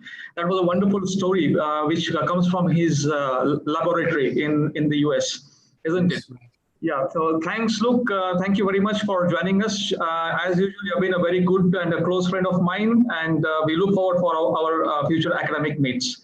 Thank you, Luke. Thanks a lot. Thank you very much, Sandeep. I have to tell those who want to listen to that story of Guy Weinberg, they have to go to listen to him, because it's impressive that he found that intralipid could treat local anesthetic toxicity. Impressive story. Yeah. Thank you so much, guys. And I hope to come to India next year when the Corona crisis is hopefully finished. Yes, yes, sure. We'll bye. Take care. Dr. Shiva Shanmugam and Dr. Amjad, are you there still? Yeah. Yeah. Yes. Yeah, thank you very much, Amjad and Shiva Shanmugam. You're not going anywhere, but I really appreciate that you have been with us and those wonderful lectures. And there's a lot of things you have been doing on the chat box, I see, as well. And then you have to, I think Amjad is also there on the regional anesthesia group as well as Shiva, so you can carry on your chatting with all of them. Thank you very much. Before we move to Rafael, are you there? Yes, I am. Can you hear me? Rafael, can you give us just 5 minutes? We have a very short 2.5 minutes video and one announcement. And after that, I will just introduce to the delegates. No problem. Thank you very much, Rafael.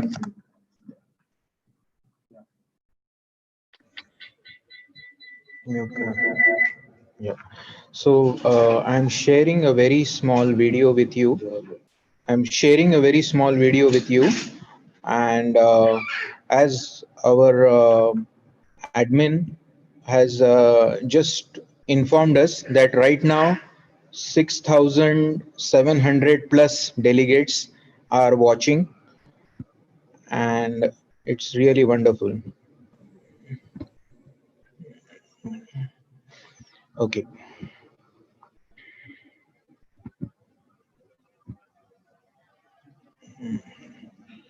I'm not able to play.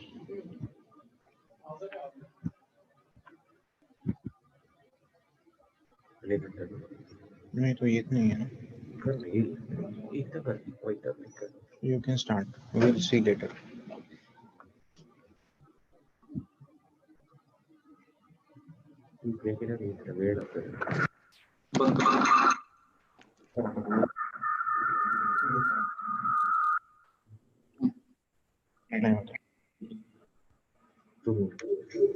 Start.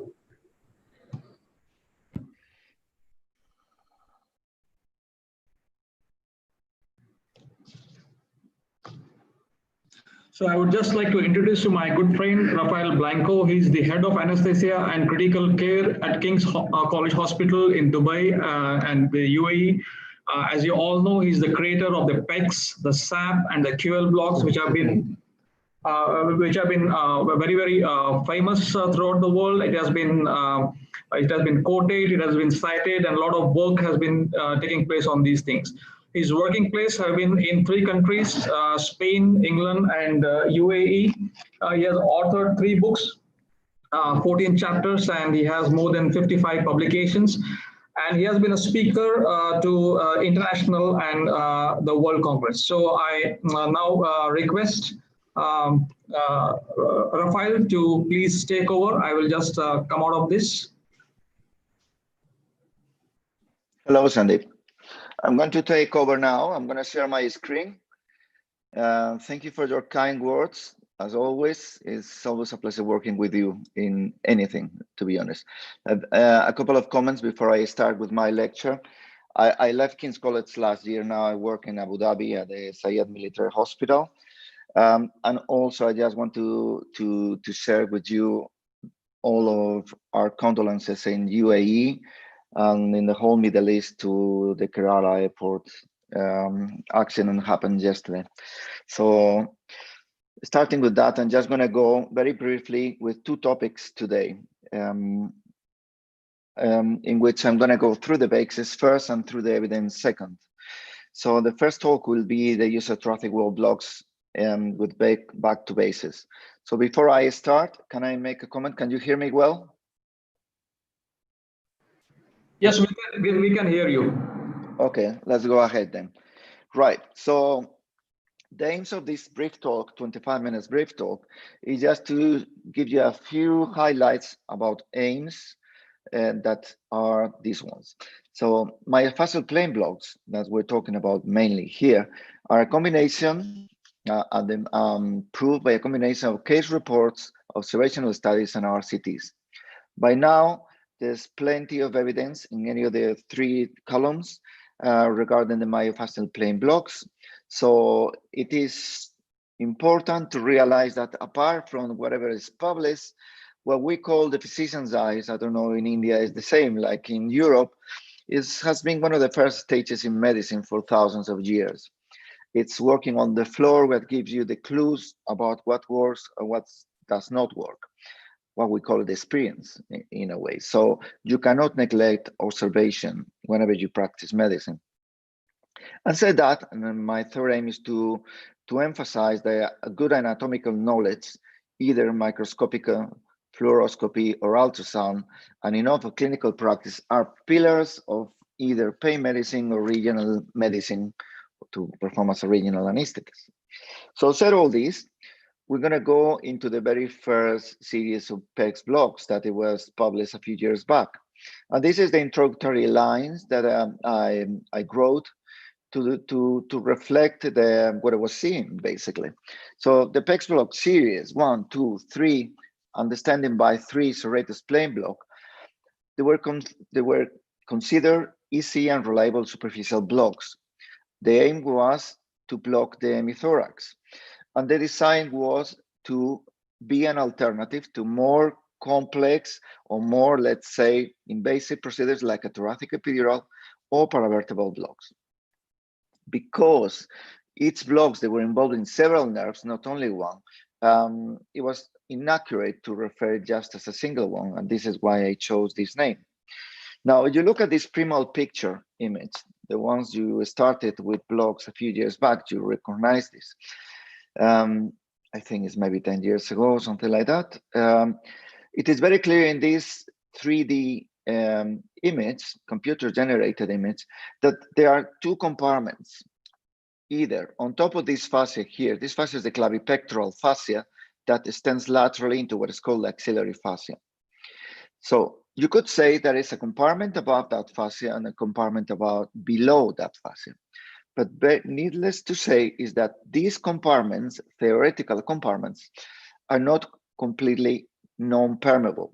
There will always be diffusion, not just by piercing the fascia, but also there will be diffusion, but they are not stand compartments. And by looking at this and by practice, basically being able to locate with the ultrasound machine what it was the pectoral nerves, that led me into the very first paper that created the whole, let's say, era or thoracic wall blocks. This is the paper I went through when I first started with this. It is called Anatomy Pectoral Nerves, and its significance to general plastic surgeon. As you can see here, it's a pretty old paper, something that I really love because they give you plenty of clues about, especially in anatomy. This one comes from a surgeon, and in here you can see how is the applying the knowledge of the anatomy into plastic surgery, and it's referring to the medial and the pectoral nerve blocks and its relationship with the acromiothoracic artery. Said that, you need to go back to the brachial plexus, because when you think about hemithorax, you always have to think about the brachial plexus.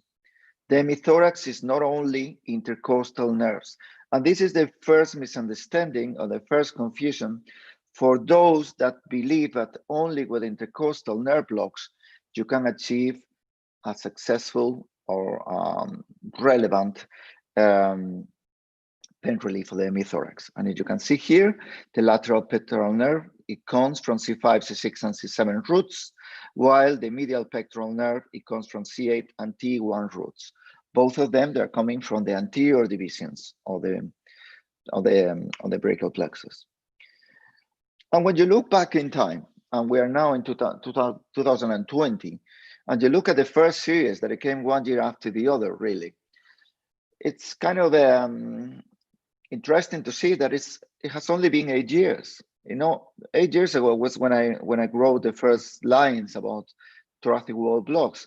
So what it means about the last 8 years, a gate was open to many people to try to give their personal knowledge, their personal experience, and to contribution into the whole series of thoracic wall blocks right now.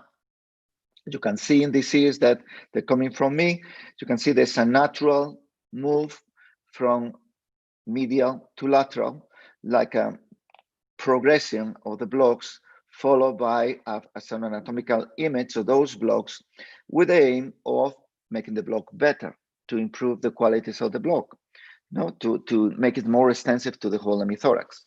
So what you cannot do is mix one to the other, because they are different, let's say, versions of the same idea. So I will come back into this when we're talking about evidence, and which is how you analyze evidence. Now, if you look at this PEX1 block here, and this image from my friend from Colombia, Maria Fernanda, I just want you to focus on something. Yes, here you have a sonographic image with the typical PEX major and PEX minor muscles and the local aesthetic distributing and hydrodissecting the space in the middle, making a hole in the middle. And here in this graphic that is very well made, you can pick up very important things that it will be important throughout my 2 lectures. Number 1, here, if you see my arrow here, this is the internal intercostal muscle, and this one is the innermost muscle. And the nerve, the intercostal nerve, travels in between these two, okay?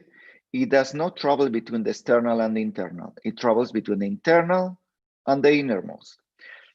Also, very important, this nerve, the intercostal nerve, with 2 branches here, you can see how it follows the whole hemithorax from lateral to anterior, and it is part of the same structure when it comes into the parasternal area, and it breaks through and gives the anterior cutaneous branches of the intercostal nerves.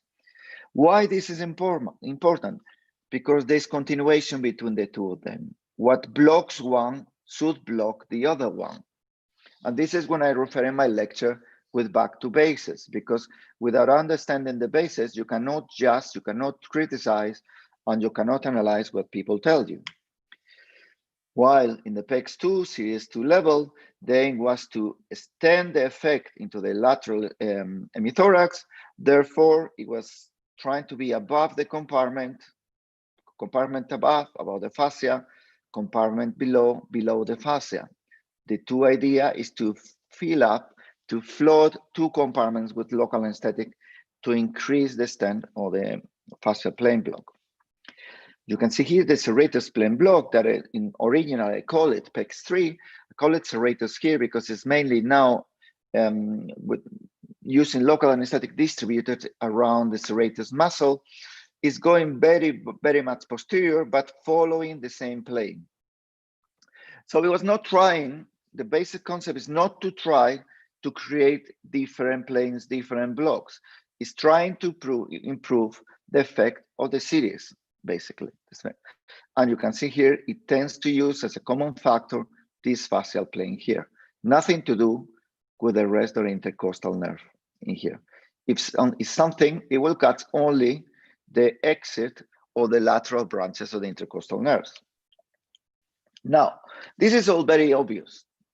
If you do a little bit of anatomy dissection, it will be very, very obvious that just by looking at it, it's going to work. So obviously, this is need to be confirmed by studies, but it's very obvious that when you put dye in that space, everything gets blue, everything gets dye. As you can see here, you got the intercostal intercostal brachialis nerve. You can hear lateral intercostal nerves. You can hear an artery here, but the artery is here, but you hear the long thoracic nerve, and you can see more and more intercostals. And you can see here, this area here is called the axillary crus that is all turning blue. When you look at this image as a total, as a whole, you can see there's a very, very big space. You can imagine your hemithorax, how big it has to be. So to flood all that space with local anesthetic or with dye, so obviously it's going to take certain amount of volume. Now, if you don't do it like that and you are selective on the serratus plane block alone, in here you can see that you're going to spare the axillary crus, and basically your block is not going to be as extensive as was supposed to be, unless you really overflowed the whole area with local anesthetic, or in this case, in this anatomic prosection with dye. This is confirmed by Philippe Gautier reconstructions, in which you can see here secondary 3, 4, 5, 6, and you can see the effect of this recreation, 3D recreation model of what is supposed to be covered by this. So intercostal 2, 3, 4, 5, even 6. So from 2 to 6, you will cover the intercostal, saying that intercostal brachialis is one of them. So it makes sense. This is the original image, the original scanning MRI, in which you can see gadolinium here covering practically the whole hemithorax. Okay, practically the whole hemithorax here. It is very important, and I want to bring my attention to you that whenever you see white, not necessarily means local anesthetic by itself. You know, it may well mean also that the absorption of, in this case, gadolinium, it will be in other parts of the body. You can see here, you can see white here, you see? And you can see white in here, and you can see white in here, even in the arms, you can get some white. So that not means exactly that this is a spread of local anesthetic, the spread of gadolinium to the contralateral side of contralateral hemithorax. What it means is that the gadolinium gets immediately absorbed into the vascular stream. So whenever you're trying to understand an MRI with gadolinium, you need to take these factors into account. Now, following the dispex block series, and in terms of 1-2 years, it was very, very quick to see how other blocks were just happening. And to counter to the 14 different cases here, 14 different blocks. All this happened in 4 or 5 years. And this is because of what I said about everybody was trying to contribute to this new gate that it was the thoracic wall blocks. But when you look carefully and when you look closely to what everybody was trying to contribute to, you can see there's literally the difference between all these blocks are practically minimum. And in fact, probably we'll all achieve the same results. Let's say, for example, let's call these blocks ABC, anterior, medial, anterior, lateral, and posterior. If we look now to the anterior thoracic wall blocks, you got here a series of blocks like parasternal intercostal blocks, transverse thoracic block, anterior thoracic medial block, or pectointercostal block. But when you look at the echogenic image, the echoanatomy of the block, all of them are the same. They all share the same image, and they are just probably 1 millimeter away from each other, 2 millimeters away from each other. So it's kind of confusing because you use the same image, but the thing you do, you just change the name of the block. Nevertheless, you know, if they work, that's what we really care about. Now, if we move now into the lateral blocks, group B, or anterolateral blocks, like I put in here, you have the PEG series, the PEX1, the PEX2, the serratus, an intercostal, and another version of the PEX2 called Brillman. So in here, the anatomy image of the PEX1 is clear, two muscles here just changing the position of the probe, and the PEX2, it just moves a bit more lateral to the edge of the clavipectoral fascia when it reaches the axillary. So the image is kind of different, but it still does not pretend to be different, just a version of the same thing. That is why it shares the same name. Different stories with the serratus plane block, because it just moves a little bit far away from it, and you can call it PEX3 if you want, or you can call it serratus like that, but I don't think it's accurate to call it PEX3 because really it should not affect to the pectoral nerves because it's very lateral. So in here you have two different muscles, nothing to do with the PEX major and minor, or in this case is latissimus dorsi and anterior serratus muscle. Intercostals are intercostals, and this is the same as this. But when you move to the posterior blocks of group C, you have a few of them. And once again, in all of them here, you can share the same image, practically the same image. Subrhomboidal from Hessen, trapezius rhomboid serratus, intercostal paraspinal trapezius rhomboid serratus, ESP trapezius rhombus erector spinae. Sorry, I said serratus, but it was erector spinae. The same, and retrolaminar, in this case, trapezius erector spinae. So they share quite a lot. So what it means by that? It means that taking all the experience from everyone, we need to take into account that the benefits from some of them will probably apply to the other blocks too. So what are these benefits? These are some of the benefits that have been proved. Hospital stay decrease, recovery stay decrease, nausea and vomiting decrease, sedation score decrease, discharge decrease, decrease chronic pain, increased patient satisfaction, decreased medication. All of this implies saving costs. Although some people you will see just trying to publish papers questioning if this is real saving cost, but never mind, this is another debate. So if I move now into some of the effects into the basic side of this, and if I move into the serratus plane block itself, you can see here that initially it was very clear that it was very useful for refractures. Yeah, and everybody was publishing this, that the multiple reflexes were treating very well with the serratus plane block. And the question was why? Why was this happening? Another group here in Nottingham from Nigel Bedford, also publishing Anaesthesia, that for him and his group, they abandoned the epidural analgesia in many cases and the paravertebrals, and they moved into serratus plane block because they were effective, they were easy, and they were not a big hazard for some of the patients. So it was seen very clearly that this SPB block, it was showing benefits in terms of ribs, and in this case, thoracotomy pain. But the mechanism, it was strange. It was strange because we don't really know why. So we left it there. We left it in the point that how this is working. Now, more papers in which it shows analgesia after thoracic surgery by SPB.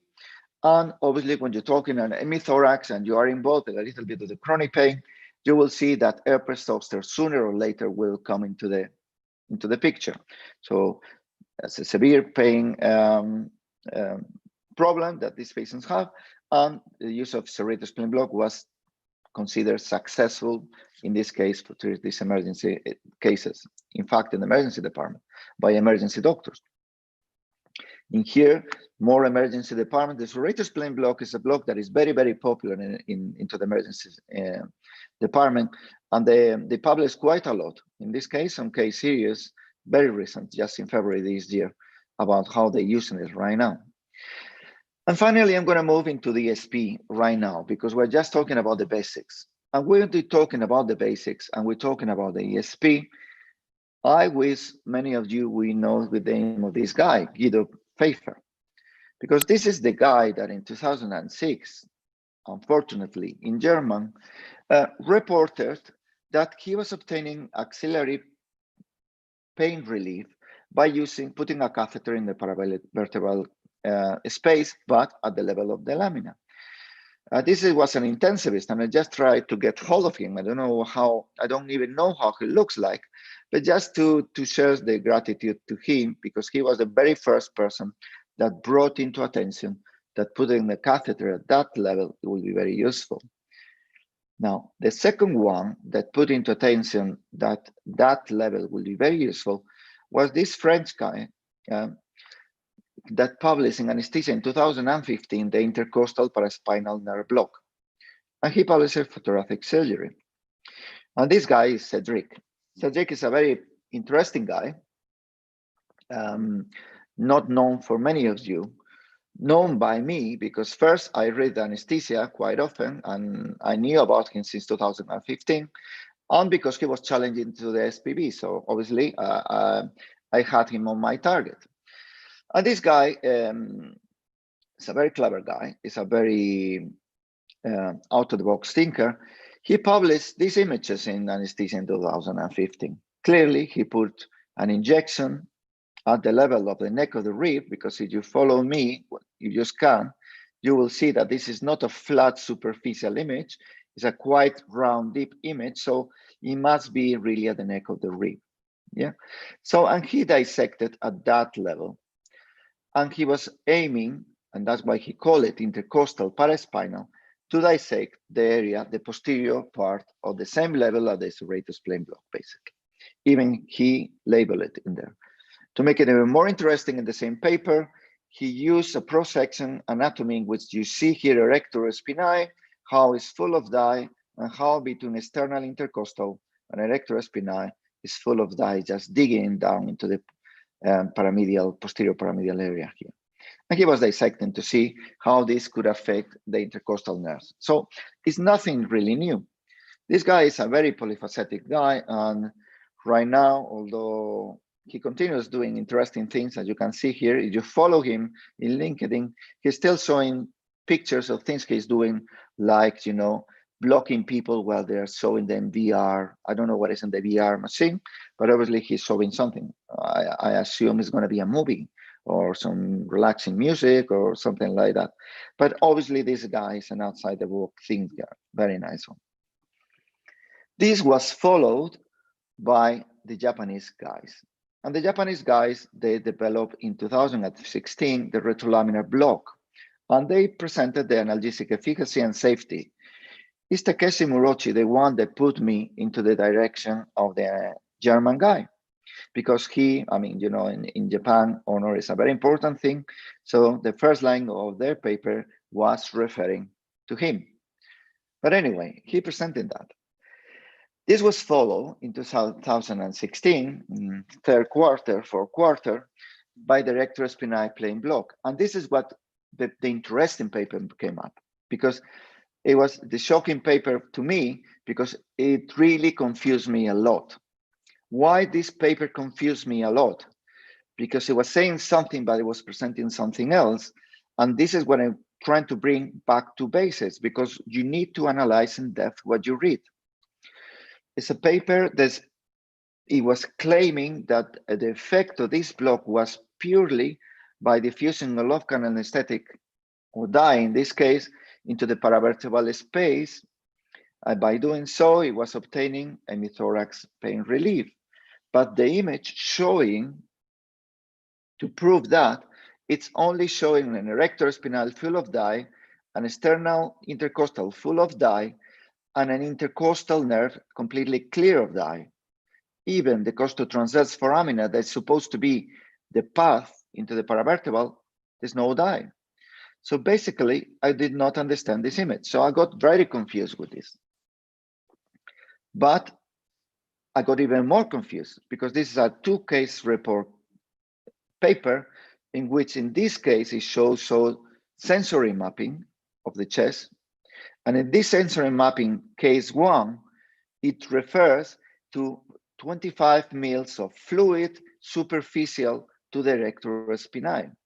And when you look at the sensory mapping of this paper, and the case in which was used, that is in this fracture here at level 5, yeah, the sensory mapping of a superficial rectus spinae block, it covers the axilla, completely covers the axilla, the whole hemithorax posteriorly and the axilla. And more interestingly, it's not covering the anterior intercostal branches at all. So I thought, how come a paravertebral block cannot cover the anterior intercostal branches? So it was very, very confusing. And this is superficial. So let's go then into the second case. And the second case was covering deep to the rectus spinae muscle. Amazingly, in this block, and the sensory mapping presented in this block, it missed completely the axilla and still missing the anterior cutaneous branches of the intercostals. So therefore, this does not match the idea of a block that is covering a paravertebral block. It does not make sense that this is not covered. It makes more sense that it's a block that either covers the posterior part and spreads laterally and covers the lateral intercostals across the thoracolumbar fascia. So that's what makes sense. Obviously, some other groups thought that this was a bit strange.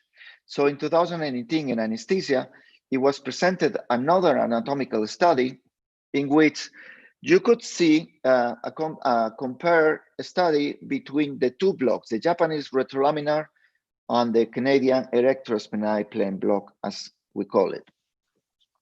And in this case, by using 10 blocks retrolaminar and 10 erectrospinae blocks, 10 in each side in cadavers with 20 mils of dye in here, they did not show a spread into the paravertebral space. Something that makes sense if you think about the clinical part of this. Remember the physician's eye, what you can see when you work on the floor. So this proved that. And what is more interesting, again, when you go in deep into these papers, look deeply what they're trying to show. In these images, A, B, C, on the right-hand side, it shows dissection or a spread of dye in a retrolaminar block. On the left-hand side, it shows a spread of dye into an ESP block. And immediately, you can see that in the retrolaminar side, the dye is just flowing up. It's coming up on top of the longissimus costalis here. You see, it does not reach iliocostalis.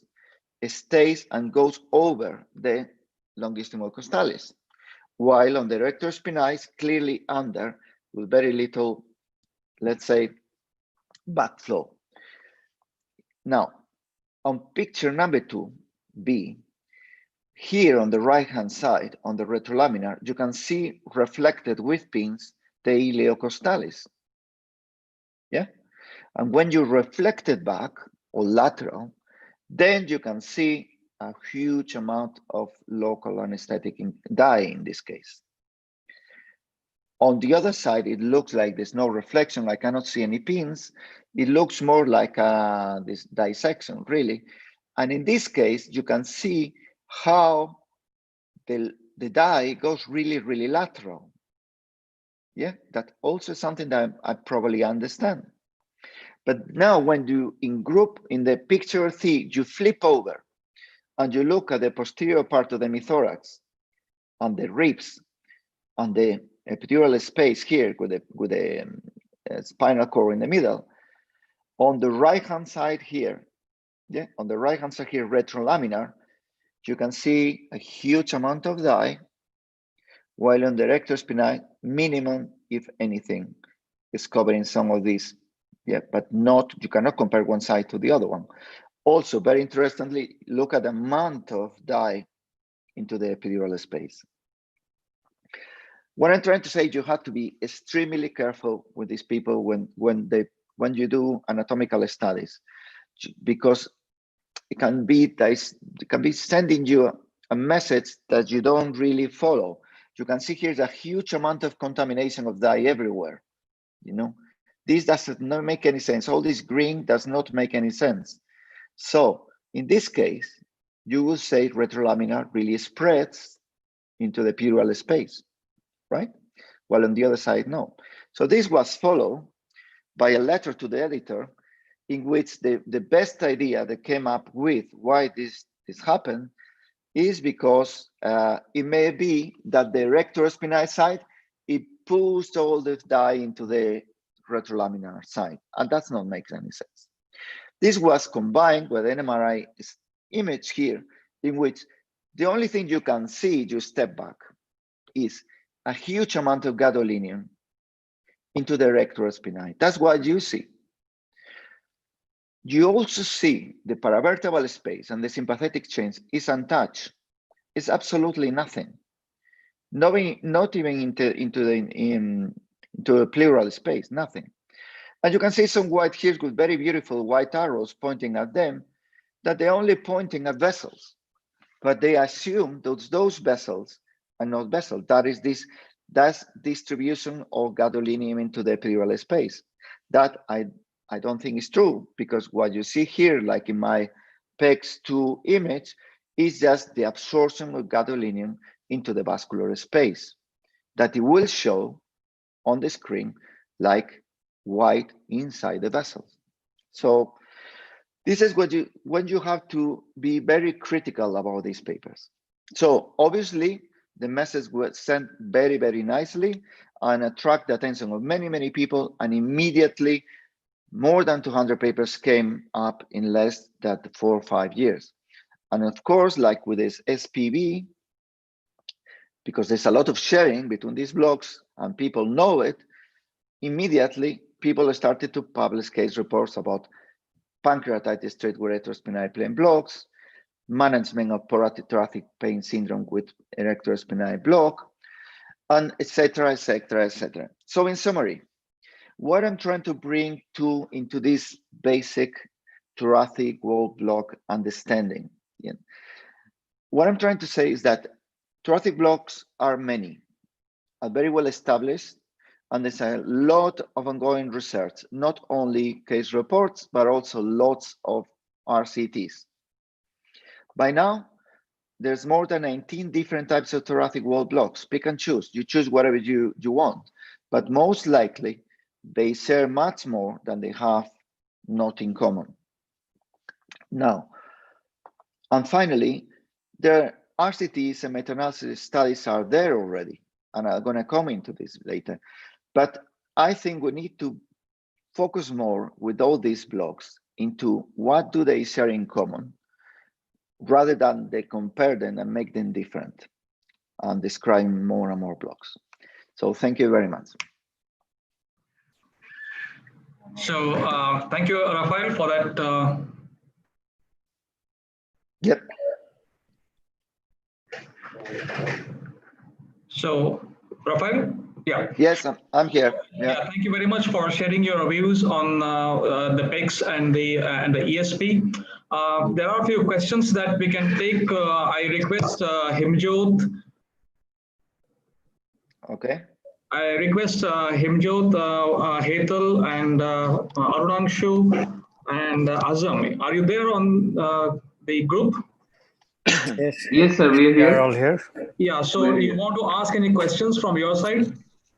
Yeah, I actually typed one question. I would like to ask Dr. Blanco that you showed that, that's the first time the injection was given like on the ribs close to the costotrapez junction, and now we are giving the erectospinal block over the transverse process. So what is the difference in the clinical effect if the injection is given a bit laterally, just lateral to the costotrapez junction over the ribs, compared to when the injection is given over exactly what the transverse process? Well, it's just pure from my side. It's going to be pure speculation to tell you what's going to do. But what in my common sense tells me is that the more lateral you are, the most likely you're going to spread lateral and to cover the lateral intercostal branches. If that is the effect of the block, that I'm still not sure about, that is the mechanism of action. If you go more posterior medial, right? If you go posterior medial, for sure, what you're going to catch is what I think one of the main things is the dorsal root of the spinal nerve. So, in my opinion, the technique as described is a pure dorsal branch block. And that's why it blocks so well the whole posterior aspect of the hemithorax. Sir, in that context, a T-lead block, the thoracolumbar interfacial block, the T-lead block that puts the drug in the 3 levels, muscle levels. So that is more, more further dorsal compared to the erectospine. What do you say about that? As I say, you need to. All this is just pure speculations. I think all these blocks, they share a lot in common. It's going to be very, very difficult to prove any difference between them. That study that I showed you, anatomical study between retrolaminar and erectospinae, I brought it because it caught my attention how gross the difference were. When in reality, I don't think there's so much difference between them. But we have a very good anatomist here in front of us that is on the screen right now. So maybe I have some ideas to share with that, isn't it, Sandy? So regarding this chest wall surgeries, like complicated the breast, mastectomies with plastic reconstruction surgeries where they are using chest wall perforator flaps. So the perforator flap is taken from, it is like behind the axillary line. It is taken from there. So do you think, the stab block, if we put it before the surgery is done, the surgeons often complain that, the drug is flooding my area and it's difficult for me to lift the flap. And so after the surgery, if we put the erectospinal block at the T5 level, how do you think it's going to act? Again, with the erectospinae for the flap, I think it's going to work okay in a way. So you need to compare. You need to really see it really is as effective as it says it is. Now, let me just remind you one thing. You're talking about the flap. I assume you're talking about the latissimus dorsi, right? So it's not latissimus dorsi, it's chest wall perforator flap, but they are very close. You can say. Okay, yeah. So the PEX 2 and serratus spine, they all go all the way, according to gadolinium spread, all the way to subscapularis. Right. All the way to there. So any of these blocks, they just spread all around. We reference to what the surgeons say. Right. Because this is sometimes some people to defend one block against another one. Sometimes we bring into attention. So these very amazing explanations why I choose this block refer to another one. Surgeons are different everywhere in a sense. Right. They're not very consistent. They're really, really based into their own practice. So you will see many surgeons that they will tell you, your local is in the right place because I can see you. Well, others send you, they don't want your local to be there. Right, right. But that's followed by them putting the local themselves. So they know you are in target. Right. You see? So I think we need to focus in our side, in our studies, and let ourselves be biased by what the surgeon's preferences are. Right. Patient goes first. So, Rafael, just the last question. What would be the best choice for a radical mastectomy of your choice? The ESP, the SAP, and the PEG. What would be the choice for post-op anesthesia? Well, according to literature, is the PEGs, right? Yeah, according to what is published right now, is the PEGs too. What it really is, what is supposed to be superior at present. So now, the cadaveric studies and the contrast studies, they mention the ESP as a dorsal rami block. It really doesn't go into the paravertebral space, maybe at one level or two. But there are a lot of articles which are coming up right now and a lot of studies which are being conducted as an ESP for most of as a ventral block. Interesting. I think the mechanism still needs to be elucidated. I think still we need to understand what's the mechanism of this block, like with the QLB block and all the others. I think there's a lot to say at local level with these blocks. But it is very clear to me, like my view of all these blocks, the new blocks, is that they fall into the same mistakes that we did before, in a way. So it's a direct effect of on the thoracolumbar fascia, in my opinion. It's a direct effect into the muscle. And for sure, there will be some absorption, diffusion, up and down, even intravascular. So there will be different types of mechanisms with different strengths in the mechanism. But the most important one, to me, it's a local level. Yeah. Okay, Rafael, thank you very much for all those insights and inputs. We have a pro-con session, a debate, and then we have your lecture. Is it okay? Is it fine with you? Yeah, it's fine. It's fine. Yeah. So we have Dr. Amjad and we have Dr. Gopal. Dr. Gopal.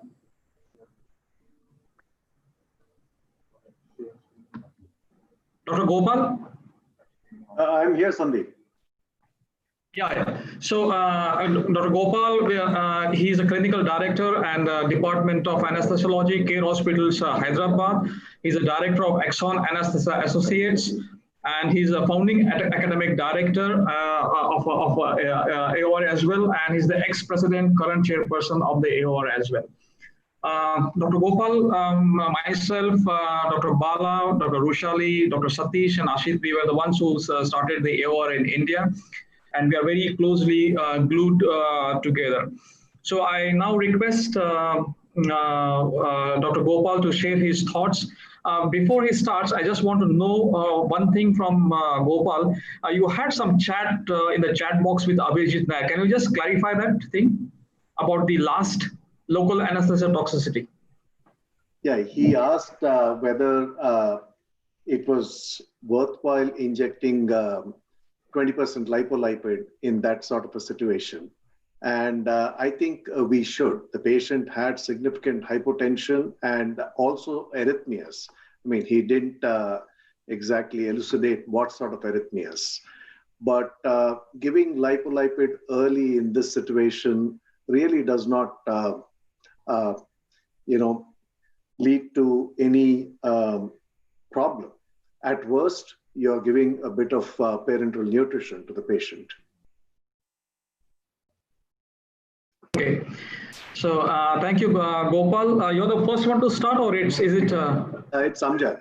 Amjad, okay. As per your brochure, it's Amjad. Yeah, so Dr. Bharti Abde, she's here with us. She's the head of department, and she does a lot of total hip replacements, and she is using suprainguinal fascia iliaca block.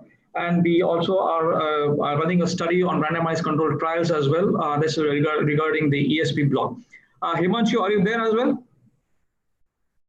So I'm not sure, but Dr. Bharti, can you just moderate this session? Yeah. Thank you. Thank you, Dr. Sandeep. Good evening, all. Let us start the session on the hip surgery pain management. So let me first invite Dr. Amjad. As you are all aware, there has been a renewed interest in the fascia iliaca block, this time by the suprainguinal approach. We may call this anterior approach to the lumbar plexus, if I may. So let us hear more about this from Dr. Amjad, whether suprainguinal fascia iliaca, or what we call as CP, can it be the next gold standard for hip surgeries? Over to you, Dr. Amjad. Thank you, Dr. Bharti. I'm quite aware that the suprainguinal fascia iliaca block is a very popular block all over our country. But I feel that I am going to be very unpopular after this talk. The fascia iliaca is actually a little bit of fascia located anterior to the iliac muscle, and we popularly know it when we do the femoral nerve block. it merges very medially with the fascia overlying the psoas muscle. And very interestingly, it's continuous with the fascia transversalis. Predominantly, when we talk about the fascia iliaca block, we are talking about it and its effects for hip analgesia. Just a quick reminder of how the hip joint is innervated. As you can see, the blue shaded areas, these are innervated by the branches of the femoral nerve, and the red areas that you see are innervated by branches of the obturator nerve or the accessory obturator nerve when available. One thing we must always remember is the anterior side of the hip is the most richly innervated area of the hip joint, and the most dominant nerve supplying the hip joint is the femoral nerve. And if you look at the femoral nerve, though it descends downwards, throws off articular branches. Most of these articular branches arise above the inguinal ligament. Very few arise below the inguinal ligament, and there's a mix often of high and low branches that innervate the hip joint. The obturator nerve is another dominant nerve to supply the anterior hip, mainly the medial portions. Again, this also has high and low branches. If you look at the posterior part of the hip, it is innervated by branches of the sciatic nerve, but this is not a very dominant sort of innervation. There are contributions from some other nerves, but once again, the contribution of these little nerves is very debatable.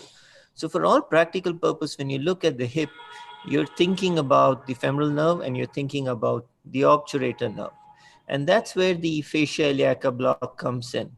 As Dr. Bharti said, it is often thought of as an anterior approach to the lumbar plexus, where you inject local anesthetic proximally beneath the fascia iliaca with the aim of blocking three nerves: the femoral nerve, the obturator nerve, and the lateral cutaneous nerve of the thigh. So this lateral cutaneous nerve of the thigh may provide for analgesia over the incision site, but per se does not supply the joint. So in all likelihood, the two nerves that you're looking at is the femoral and the obturator nerve. There are multiple approaches, the infrainguinal as well as the suprainguinal. The suprainguinal can be done both in the transverse and the longitudinal view with ultrasound. And the key aspect of this block is that it requires a fairly large dose of local anesthetic, mainly because you need to spread it. If you look at the infrainguinal fascia iliaca block, this is a very familiar image for you. This is where the femoral nerve is and the iliacus muscle. The green line denotes the fascia iliaca. So if you were to do an infrainguinal fascia block, the idea would be to put your local anesthetic somewhere around here and hope for it to spread towards the femoral nerve and much more laterally to look at, get to the lateral cutaneous nerve. Now, does it actually do that, and does it actually go to the obturator nerve? So if you look at this image, infrainguinally, the lateral femoral cutaneous nerve actually lies above the fascia iliaca and below the fascia lata. So it's not exactly in that zone where you would be depositing the local anesthetic. The obturator nerve is actually very far away over here. So if you were to expect spread to happen medially, you're kind of imagining the local is going to go all the way medial and bathe the local anesthetic over the obturator nerve. So this probably doesn't really happen. The suprainguinal fascia iliaca block is a little more interesting because it's done above the level of the inguinal ligament, both in the transverse and longitudinal manner. And it is at this area where the lateral femoral cutaneous nerve of thigh lies in the same plane. It has no longer pierced past the fascia iliaca. It lies in the same plane.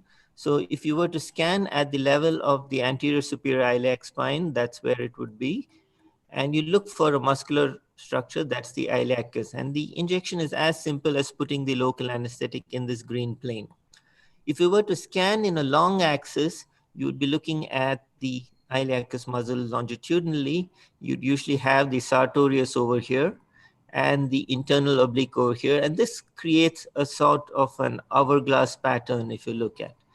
And the needle would come where the yellow arrow is, and injection of local anesthetic should take the local anesthetic much more cranially. So that's how these two blocks, these two approaches to the suprainguinal appear. So what really is happening at that level? So this is how the ultrasound probe would be directed. That's probably where the ASIS would be. And the idea would be to put the local anesthetic somewhere along this plane. What else lies in this plane? The yellow circle is where the femoral nerve would be. And this is where the obturator nerve would lie. So as you go more and more cranially, both the femoral and the obturator nerve are likely to come closer. And the idea would be to involve a spread somewhere over here, as well as rising up cranially. But there are problems when you block the obturator nerve, or you're trying to block the obturator nerve by using a facial plane block. It's actually very difficult to assess how effective your obturator nerve block is, mainly because one of the powerful adductors of the leg, which is the pectineus muscle, is supplied by the femoral nerve. So if you ensure a femoral nerve block, there will be some deficit in adduction when you try to test. The adductor muscles further receive some innervation from the sciatic nerve also. So you're looking at about 75% reduction in muscle strength to assume that the obturator nerve has been blocked, or you need to look at radiological studies. So I'll just look at a few papers here. This is by Captivella, who compared an infrainguinal 3-in-1 and fascial compartment block in adults. And he did a clinical and radiographic analysis. He used a large volume of local anesthetic, that's about 35 mils, and evaluated by radiography. And the numbers were fairly similar in both groups, where he found that it's only approximately 35% of patients who get the spread to the lumbar plexus. But what is very interesting to notice, all the patients that evaluated had satisfactory post-op analgesia. Now, this is something I want you to remember. All patients had satisfactory analgesia post-hip surgery, but only 35% of the spread reached the lumbar plexus. So this is another study where a little more recent study where they did a longitudinal suprainguinal fascia iliaca block for total hip arthroplasty. And they found that with a large volume of local anesthetic, about 40 mils, all three nerves get blocked 86% of the time. Once again, it's not 100%. Now, there's another little detail I want you to have a look at. They looked at the sensory block for all three nerves. And I want you to look at what is there for the femoral nerve. 1 hour post-operatively, only 93% had a successful femoral nerve block. So what I can infer from this is, in the chase to block three nerves, you're actually missing, at some point he missed the most dominant nerve of the hip joint, which is the femoral nerve. And this is not something I'm too pleased with. You must get the femoral nerve when you're planning a hip joint analgesia. Again, another study, same group. So they looked, again, same thing, 40 mils of local anesthetic. They looked at the suprainguinal fascia iliaca block, and they got the 80% success rate. But success was apparently as low as 30% in the infrainguinal approach. You need to look at the numbers once again. Here they looked at the anterior thigh, the medial thigh, and the lateral thigh, signifying the spread to each of those nerves. And once again, there was a partial sensory block, which I would take as a failure for the femoral nerve. And what is more interesting is the infrainguinal approach resulted in 6 failures. This is very unusual because the infrainguinal approach is actually very, very close to the femoral nerve. So while chasing a facial compartment or a facial layer, at some point they have missed the main dominant nerve. These are some images from that study. So if you look at this image, so you can see, if you remember the visible human slice that I showed earlier, you can see that the local anesthetic is actually going closer to that medial border where the spread should, in principle, reach the obturator nerve. So is it a gold standard? It's very difficult for me to reach an opinion on this. The femoral nerve is the dominant nerve supply to hip. And even if you do miss the obturator nerve, there are many reports of the analgesia actually being quite satisfactory. And in the chase to reach the obturator nerve, as well as a very small nerve like the lateral femoral cutaneous nerve, you're looking at volumes, an additional volume of 20-25 mils, because you can very comfortably block the femoral nerve with 15 or even 20 ml of local anesthetic. So you are injecting another additional 20 ml of anesthetic to reach the obturator nerve maybe just 80% of times if you're lucky. But the main problem is, in doing so, if you miss the femoral nerve, it is a great tragedy. Thank you. I'll leave the opinion whether it's a gold standard to the minds of our wonderful audience. Thank you.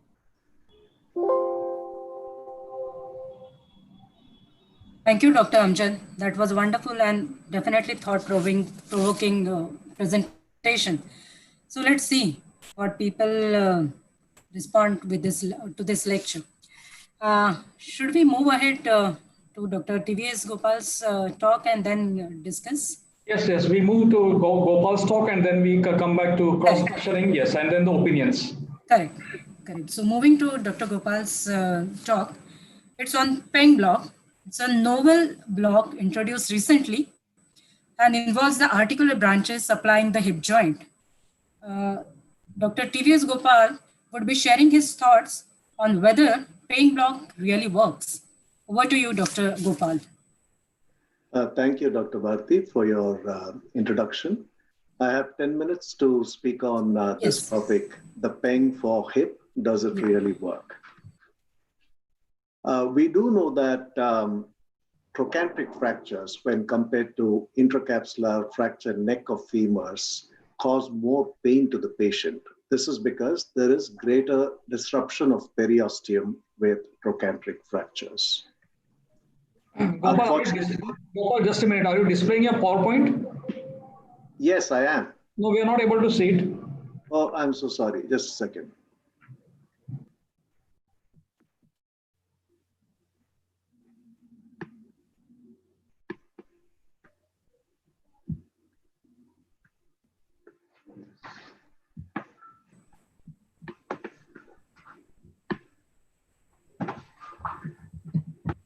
Is this visible now?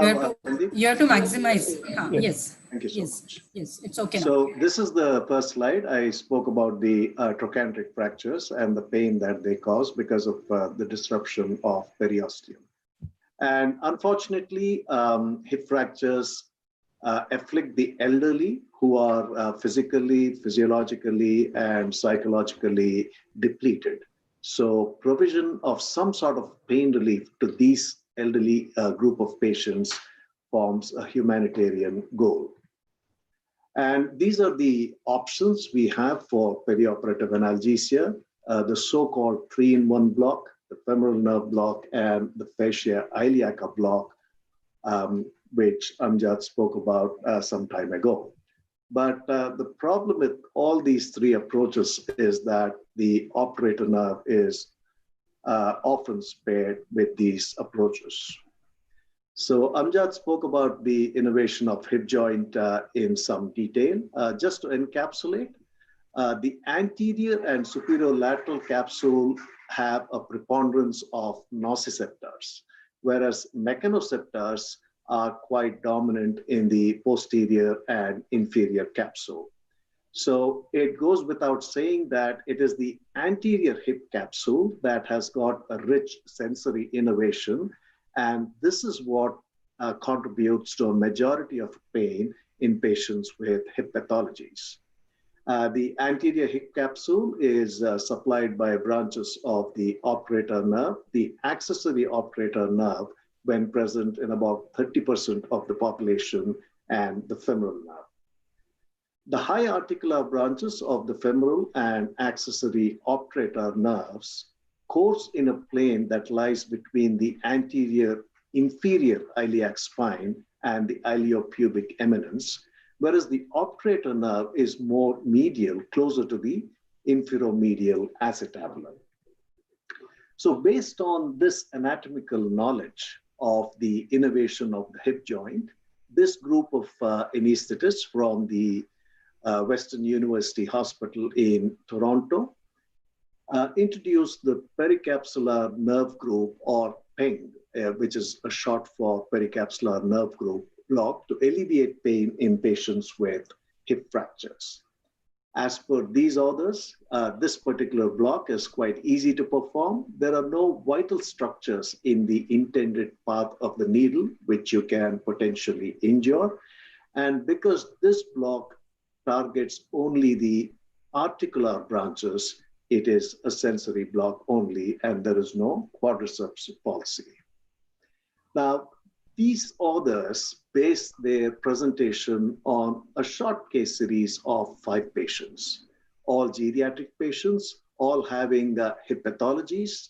2 underwent dynamic hip screw fixation, 2 underwent total hip arthroplasties, and 1 had a hemiarthroplasty of the hip. In 4 of these patients, they injected 20 mils of 0.25% bupivacaine with 1 in 400,000 epinephrine. And in 1 patient, they chose 0.5% ropivacaine with 1 in 200,000 epinephrine admixed with 4 milligrams of dexamethasone. And as you see in this cadaveric dissection in the picture on the left, the articular branches of the femoral nerve descend in between the AIIS and the iliopubic eminence. And in the picture on the right, you see the the accessory obturator nerve. It is descending right over the iliopubic eminence. And you would see that the obturator nerve is a bit more medial, closer to the inferomedial acetabulum. Now, this is the placement of the probe in transverse oblique plane. This is proximal to the hip joint. This is the anterior inferior iliac spine. That would be the ramus, and this would be the iliopubic eminence. And this is how the probe is placed over the skin of the patient, and the needle goes from lateral to median in plane with the ultrasound beam. And if you see here in this picture, this is the AIIS, this is the IPE, which is the iliopubic eminence. This would be the femoral artery. The nerve would lie somewhere there. This is the pectineus muscle. This would be the iliopsoas. And the needle is placed here to make contact with the bone. And when the local anesthetic is injected, you can see that it tends to move medially. So this is the deposition of 20 mils of local anesthetic in the plane. Now, this is a study which was published in 2017 by Nielsen and colleagues. They spoke about a subpectineal plane injection. And this is how the needle is placed in plane. And the needle is placed just posterior to the pectineus, in between the pectineus and the obturator externus muscle. And they've shown that when the local anesthetic is deposited here, both the anterior and posterior branches of the obturator nerve are definitely blocked. But with the PENG, we surmise that the local anesthetic also travels medially to block the obturator nerve. These authors conducted a dye study, and they compared 2 volumes of local anesthetic containing dye, 10 mils versus 20 mils. And they saw that when we use 20 mils, the spread is far greater. And they concluded that this is indeed a truly pericapsular block. Ritesh and Gaurav and colleagues from my sister concern hospital in Orissa, they combined PENG with lateral cutaneous nerve of thigh block for analgesia in patients for hip surgeries, and they found that it was safe and effective. Now, this was again an interesting study which was published by Nielsen and Benston last year, and they spoke about the iliopsoas plane block. Now, the placement of the probe is approximately 2 centimeters distal to the placement of the probe for a PENG block. They used a high frequency transducer here, and they are overlaying the hip joint. So this is the femur, this is the medial aspect of the acetabulum. This structure highlighted in green is the iliofemoral ligament. This would be the iliopsoas, this would be the sartorius, and this here would be the rectus femoris. So the needle is brought in this plane and the drug is injected here. The authors believe that by doing an iliopsoas plane block in preference to a PENG block, you would also get the low articular branches of the femoral nerve. This was a very recent editorial in the Indian Anesthetist Forum by Anand Sardesai and Ghanshyam Biani from Adam Brooks Hospital in Cambridge. They did a review of all the available literature, however minuscule there is, and they concluded that the block is safe and effective, and more studies, especially randomized control studies, comparing the PENG to a suprainguinal fascialia block is warranted before they can offer further comments.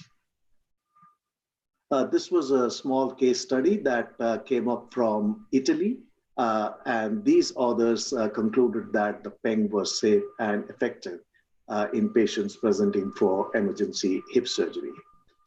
This was again a retrospective case series, and these authors compared the effectiveness of PENG in patients coming for primary versus revision total hip arthroplasty.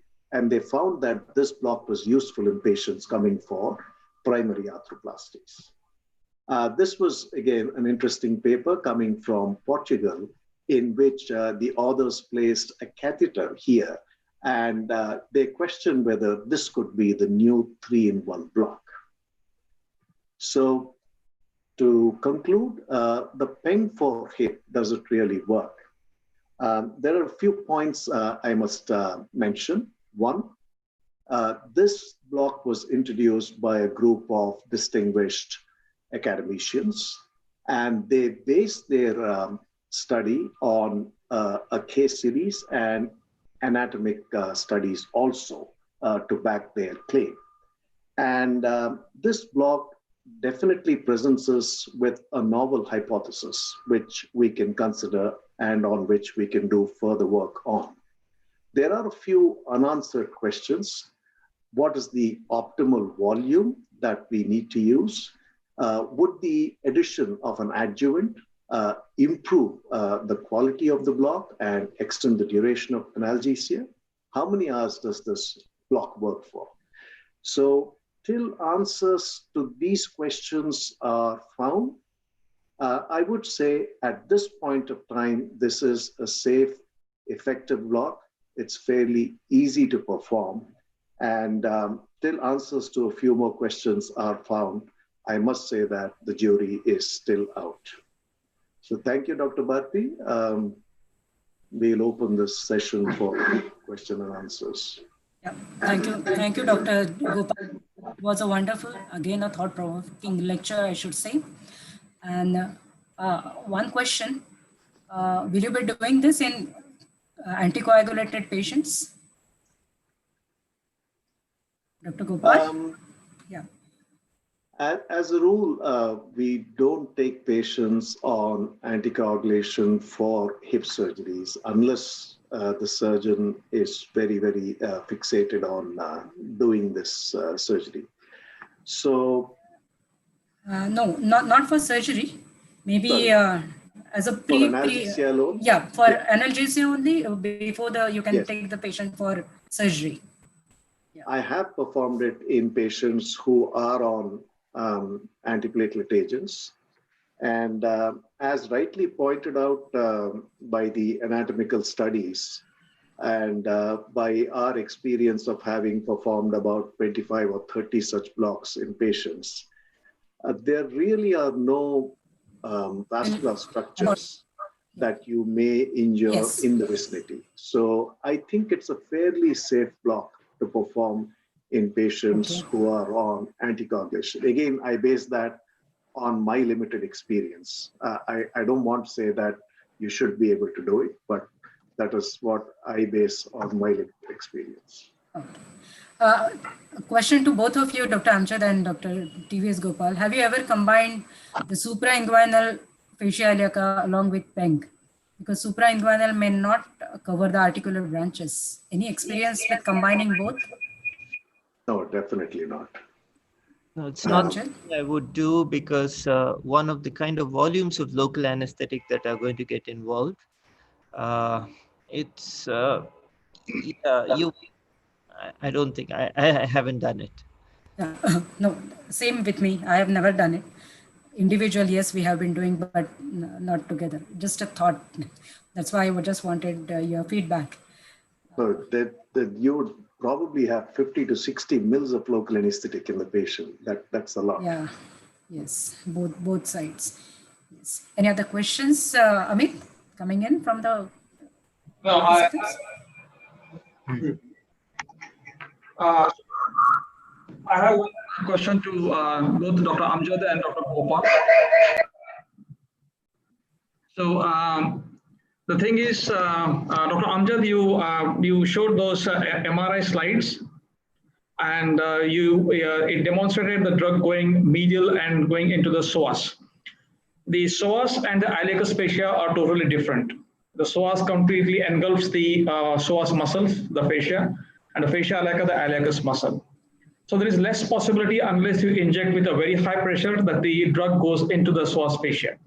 So anatomically, if you see the lumbar plexus elements, they come from the medial, superior, and the lateral aspect of the psoas major muscle.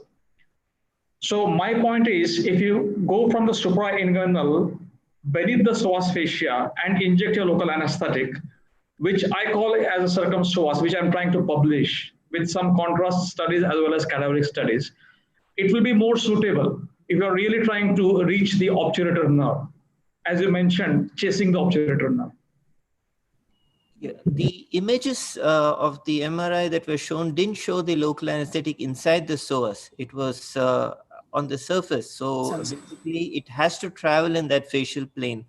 I do not think that the local anesthetic can actually penetrate the psoas fascia and enter into the psoas proper. I don't think that's going to happen. But if there is some sort of conduit between these two fascia, then there probably is a theoretical possibility that it will go there, but it has not been demonstrated 100% of the time. And in regional anesthesia, I do have a problem with 80% success rate. I do have a problem with 90% success rate. We need to go more towards the 98s and the 99s to achieve that excellence. So that is where I have an issue with this block. Yes. Gopal, I remember that you mentioned once to me that during a PENG block, you had a femoral nerve block as well. Yes. And it has been reported in the literature also. There has been one article which the author has said that he's had 2 femoral nerve blocks.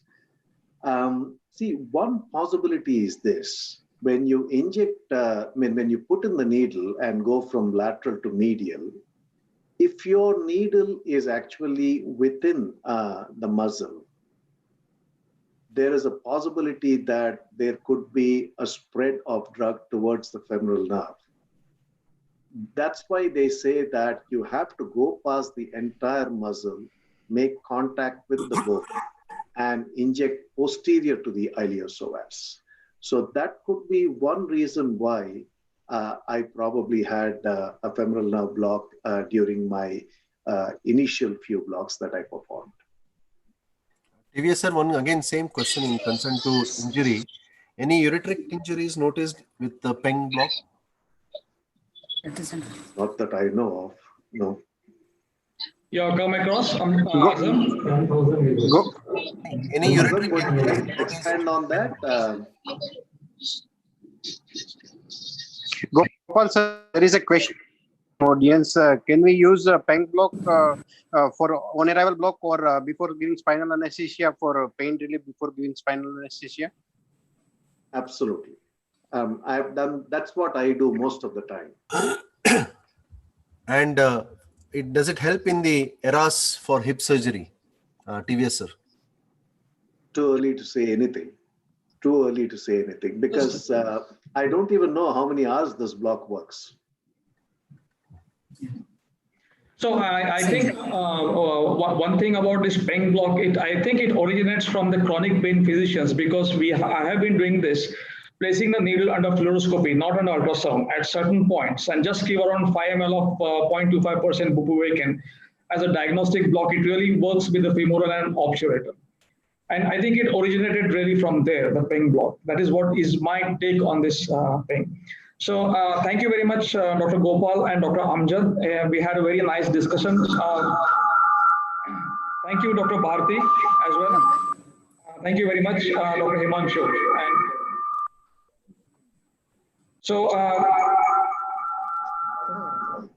so we have a small announcement by Dr. Amit, and then we move on to Dr. Rafael's lecture.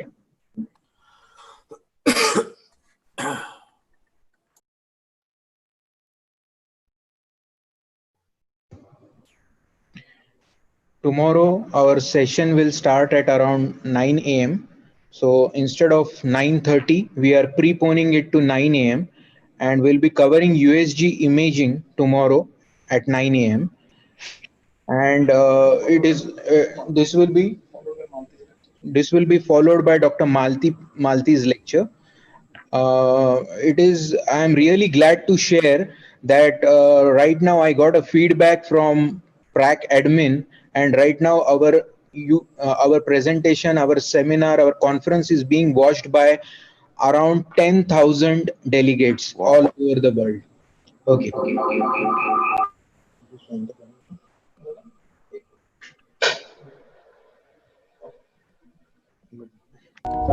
Those everyday moments when we can be there.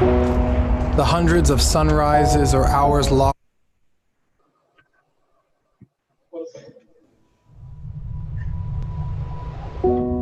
We find it in the everyday. Those everyday moments when we can be there. The hundreds of sunrises or hours logged on the move. It's those moments that make us, where the smallest things can make a difference. Our decisions and experiences, they shape us into who we are. They can take us halfway across the globe, to new places, places that we barely know. Within these experiences, we gain insight that allows us to remember that we are all connected.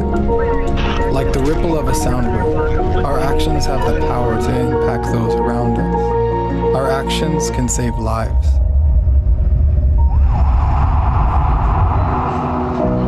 Our tools, training, skill set, education, it all comes down to one thing: care.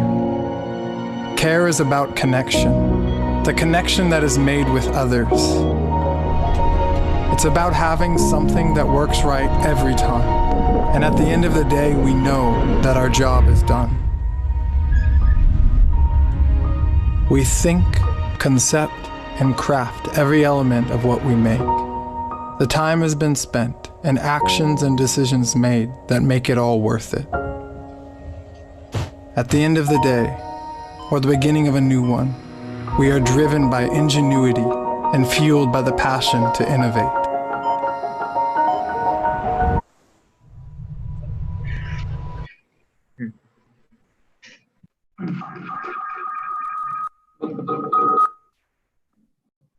Dr. Rafael? Hi, Sandeep. How are you? Yeah, can you start your lecture, please? Okay, sharing screen now. Yeah, thank you so much.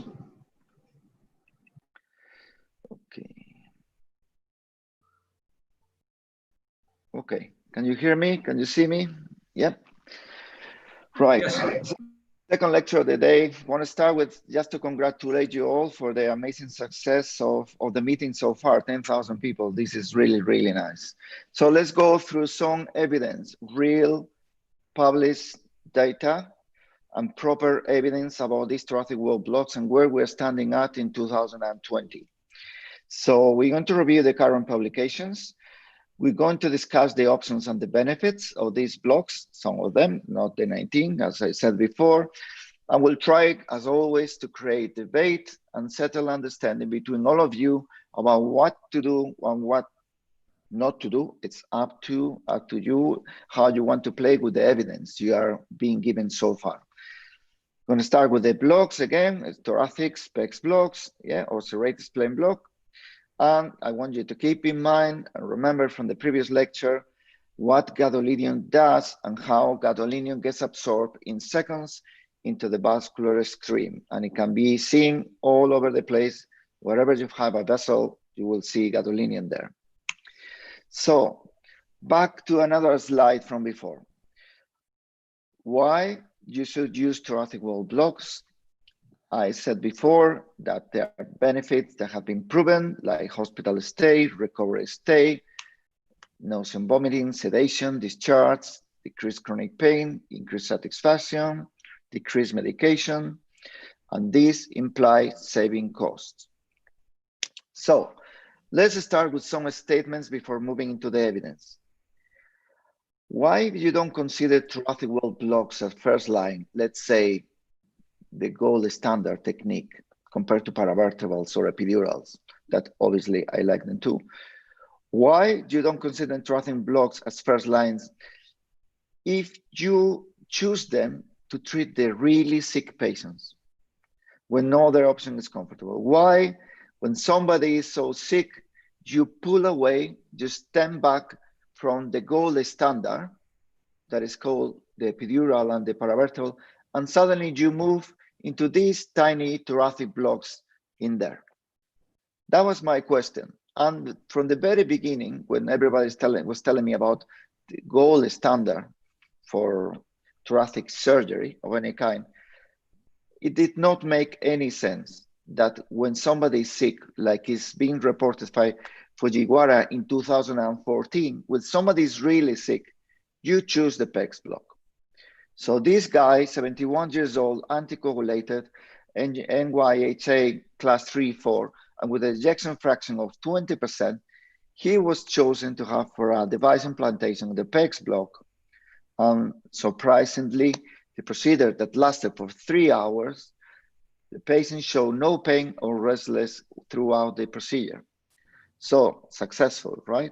So why some of the people, our Italian colleagues that are really, really into thoracic wall blocks, also reported as far as 2016 that associating the PEX block with the serrated PEX block, PEX1 with serrated spleen block, something that we could call the PEX2 block because it's 1 + 1 = 2. Yeah, why they describe it as a valid alternative to an conventional anesthesia? Yeah, in seriously ill patients again. So when somebody is seriously ill, people move into the PEX block. And in critically ill patients, they reported that it facilitated weaning from the ventilator and improved physiological parameters. So very important statements down here from the very beginning, but it took a while for people to believe. So post-mastectomy pain syndrome, you know these blocks that were initially reported for breast surgery. Why, if chronic pain is a major consequence of surgery, yeah, we don't address it as a priority? So this pain, chronic pain, extends from 40 to 50% of all the breast cases, causing chest wall pain. This is very difficult definition of the chronic pain in these cases, but they say it's pain after 3 months following cancer treatments. There's no evidence here about the post-surgical pain syndrome in these papers here that I leave to you here. And as far as 2016 again, people were reporting that the PEX block series, you call it the two in this case, you know, it benefit patients with persistent pain after breast cancer surgery. It was a pilot study. It was the very beginning of all of this. So it required time to provide you with the evidence I'm going to show you later.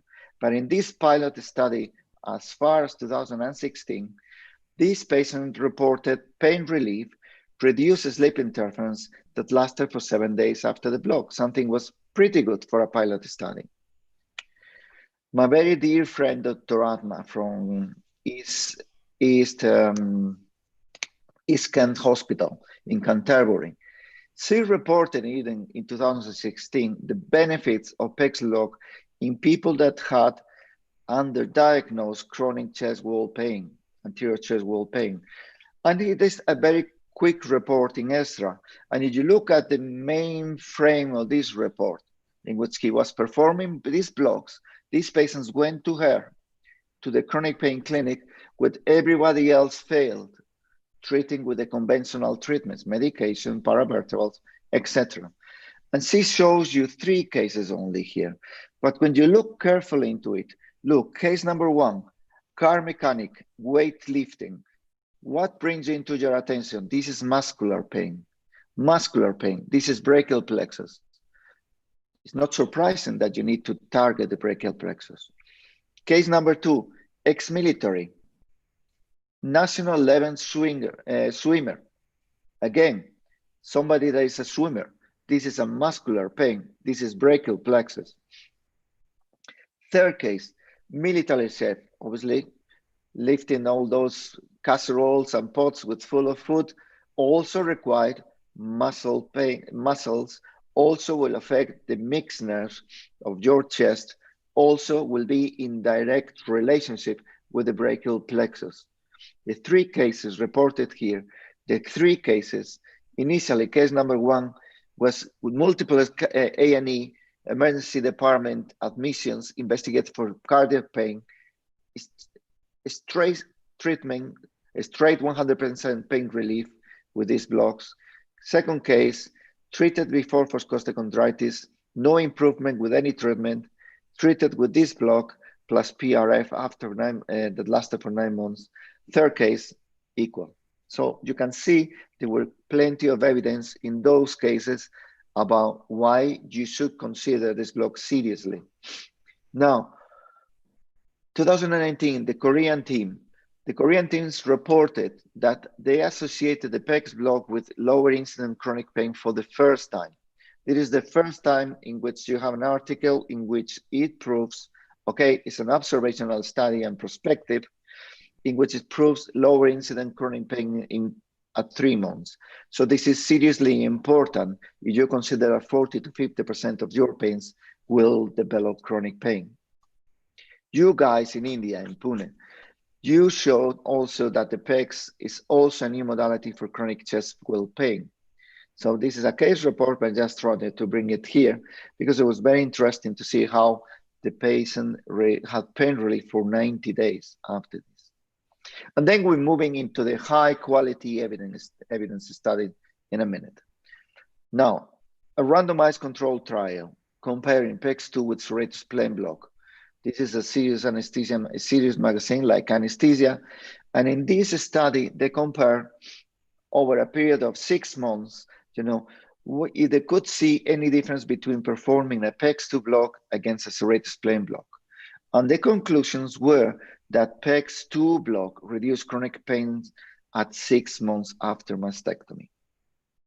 You step back, you think, and you say in loud, well, this shouldn't surprise me because, as I told you in the previous lecture, the PEX2 covers the pectoral nerves, the mixed nerves, while the serratus plane block also covers mixed nerves, but it doesn't cover at all, not at all, but it doesn't cover so well, if anything, the pectoral nerves.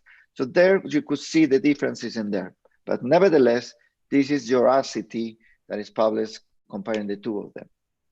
Finally, meta-analysis. This is the type of evidence we all want to support our positions, right? So, because before with the thoracic wall blocks, we used to say, or some people used to say that, yeah, there are fines, but there's not enough evidence. There's only case report, there's only observational studies. Well, now we've got meta-analysis studies based on RCTs. So you cannot go higher than this when you go into defending a position about the type of block. So this one, the first one, for Chinese colleagues in medicine, they look at the effect in RCTs by PEX blocks, compare in postoperative analgesia, compared to in radical mastectomies, compared to not to use it. They studied 8 RCTs with a total of 993 patients, nearly 1,000 patients eligible for this, comparing PEGs group one side and non-PEGs on the other side. Yeah. In all of them, they show improve less opioid drugs, less incidence of nausea, vomiting, less postoperative analgesia, better pain scores. Okay. However, they show when the PEGs 1 block did not have a significant advantage, yeah, in terms of that. But they concluded in this study that yes, the PEGs 2 had the advantage. So it can be concluded that the PEGs 2 is an effective anesthesia regime in modified radical mastectomy. So here you go. This is your first meta-analysis studying RCTs that proves the effect, the effectiveness, the strength of these blocks. And nicely, and finally, you got another paper from Netherlands, our colleagues from the Netherlands, together with our colleague from Canada. And this is again in Anesthesia, another difficult magazine in terms of trying to publish in it. And this is again a systematic review and meta-analysis of the efficacy of the PEGs 2.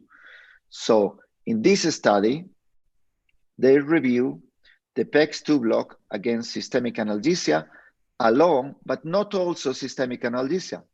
They compare it with thoracic paravertebral blocks for breast cancer. And this is very important because I need to come back into that.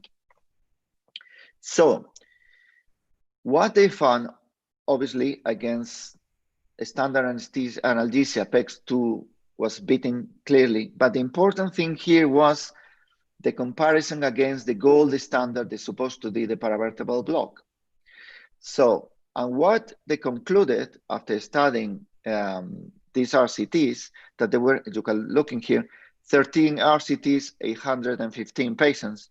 What they concluded was that comparing thoracic paravertebral blocks with PEGs 2 block, it came up into similar opioid consumption, okay? And similar pain scores. So the conclusion was, why, if a PEGs 2 block, that is something very easy to do and very fast in a way, and in brackets with less complications, why you should go for a paravertebral block when you have a technique that's equally effective? So I'll leave that to you, but here is your evidence in a proper meta-analysis review in which it shows the efficacy of the PEGs 2 block. You can see here some of the studies. I'm going to leave them for you to review them later, one by one. And it's also very important here, if I move here, when you look at the meta-analysis here, again, systematic, it favors on the left-hand side PEGs 2 block against systemic. When it comes into versus paravertebral, it favors on the PEGs blocks against paravertebral. This is referring to oral morphine use in the first 24 hours, okay? This is referring to the primary outcome. This is the important one. When in terms of primary outcome, it favors towards the left, it favors towards PEGs. When it comes to pain scores, as you can see here, it favors PEGs 2 in several, in all, not some, in all the studies they were examining. And in here, it favors also in pain score apart on the last group here, that in this one, it favors paravertebral block at 24 hours. And to be honest, against this one, I have some issues about some of the papers, but nevertheless, this is what is in the meta-analysis, and this is how we're going to leave it. But you got your clinical published evidence about the highest evidence you can get about the effects of the thoracic wall blocks like this. Again, here, they look at the same favors of the PEGs, and again, here, favors on the PEGs. This is about intraoperative fentanyl use. Also, a very important indicator about how the strength of your block itself. Now, to first analgesia request, in here, it favors, and it doesn't favor really PEGs against paravertebral in this one, and in this one, it favor the systemic. And this one, they analyze why later. On the other side, in this one, in postoperative pain, nausea, vomiting favors PEX block. And finally, after all of this meta-analysis, a paper just been published 2 months ago, 2020 in June, in Current Opinion in Anesthesiology, stating breast surgery and peripheral blocks, is it worth it? Well, the summary of this paper says very clearly that after case report, cadaver studies, randomized controlled trials, and meta-analysis that exist now, this is not anymore a case report based statement. So based in all of it, it says, taking the pain levels after breast surgery into account, the request of additional nerve blocks has to be pondered against the potential risk and resource requirement. Okay, and it says to reduce and avoid intraoperative or postoperative opioids, an ultrasound guide PEX2 block provides the best option to preoperative pain relief. The latest papers, as late as 2 months ago, they all state that there's a benefit in using thoracic wall blocks. So it's important to be up to date in all of this. What happens with the SPB? SPB also has produced, at the moment, some meta-analysis and systematic review. In this case, they studied 19 RCTs. Look the amount of RCTs we have now. It's not anymore, we don't have RCTs, 19. 1,260 patients. And in this one, they concluded also the SPB decreases preoperative pain scores, something debatable. But anyway, that's how it states our meta-analysis evidence. And you look at the graphics here, all the way to the left, you know, on the SPB side against the control group. Practically all of the studies, they improve the effect on that. What happens with TAP blocks and QLB blocks? Believe it or not, that is only 10 years ago, and that's me with John McDonald here in Dubai. And obviously time has gone and we all changed. I look myself very young there. But the importance of this is that his TAP block that took over the world, and you all know why, it was about the triangle of Petit, and it was no challenge, but it was really just point out with him, as working as a team, that the posterior approach of the TAP block was the ideal one, and posteriorly called QLB block, but it was rather than based on the triangle of Petit, it was based on the exit of the posterior intercostals behind the quadratus lumborum, all the way to the abdominal wall. So it was a different twist and a different angle, trying to explain the same thing. And like here you can see it, how it was moving posterior and posterior. So why is this important? Because this block, it passed the 24 hours in all the studies. It was clearly that you didn't really need to be extremely precise in blocking. And it was numbing incisional pain, burning pain in vaginal hysterectomies and many other things. The RCTs came, my RCT came in which it was proving the effects in terms of opiate consumption. And this was compared with the TAP block. And in that paper, you know, in that paper we published, obviously it was ours, we showed that there was difference between 37, 55, and 48% morphine consumption between the two of them in favor of the QLB block against the TAP.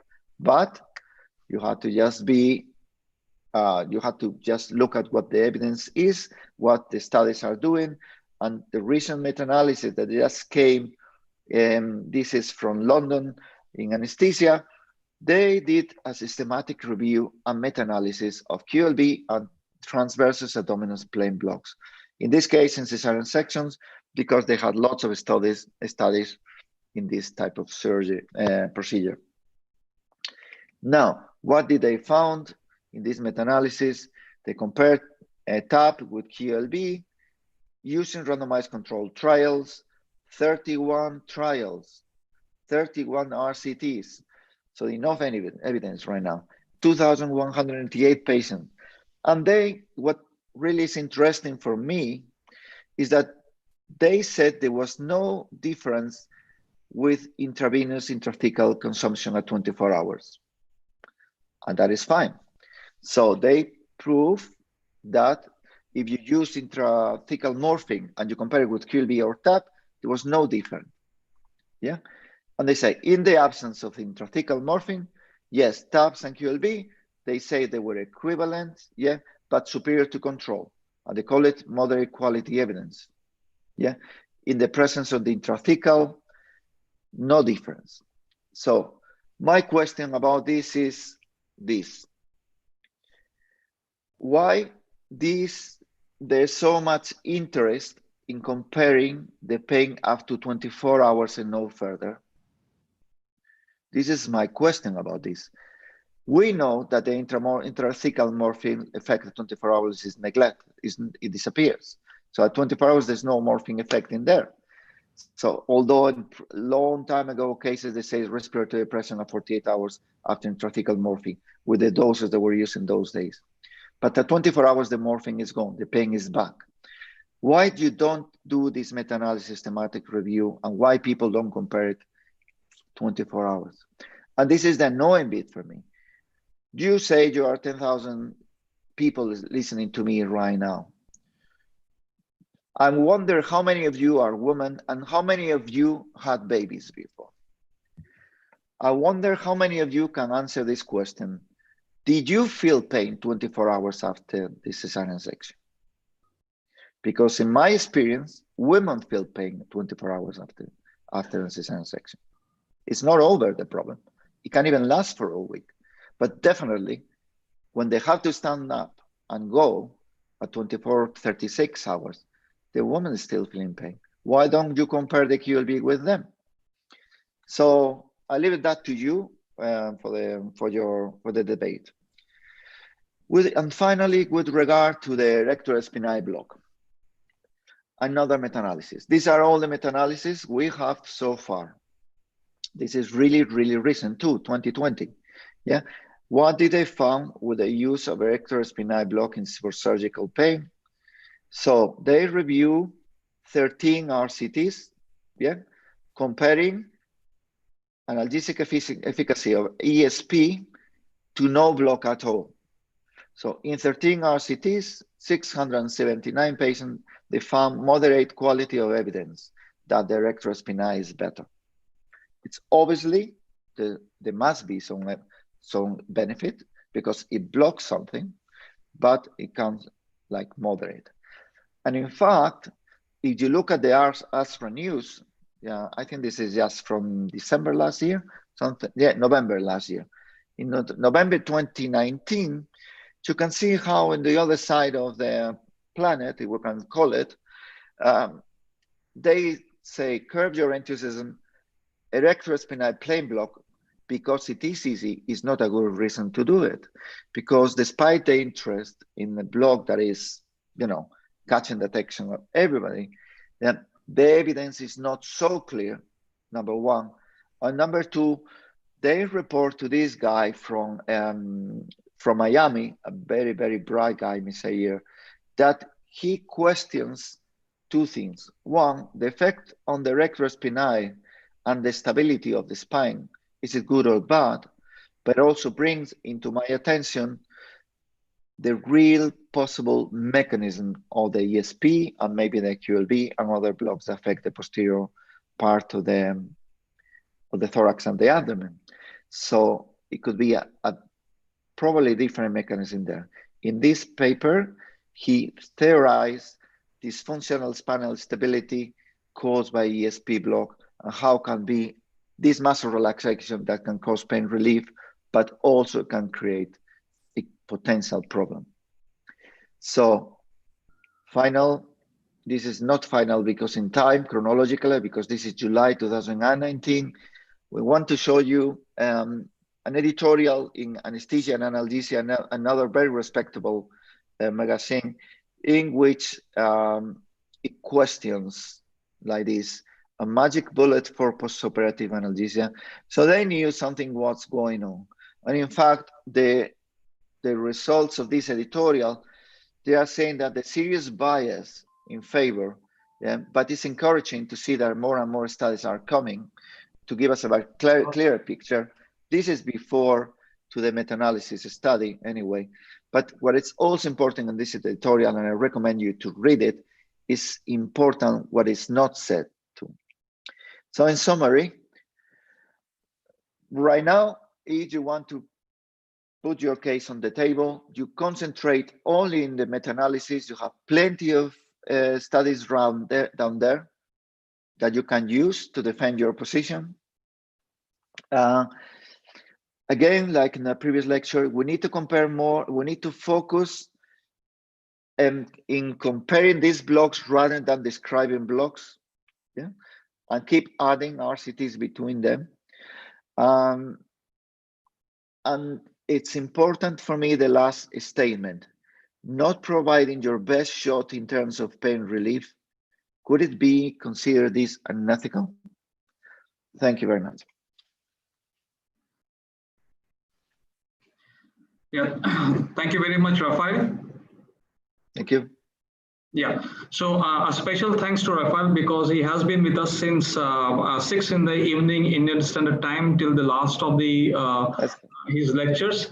Rafael, it was very good to have you here throughout the scientific session. Thank you very much. Thank you. Yeah. So can I share one? Are there any questions?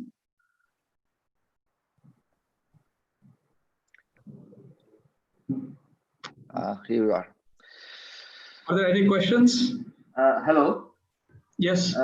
Yes. I just wanted to know from Dr. Rafael that he said that of the 3 cases where he used a PEX2 block for pain relief. One was a car mechanic, and the second one was a national level swimmer athlete.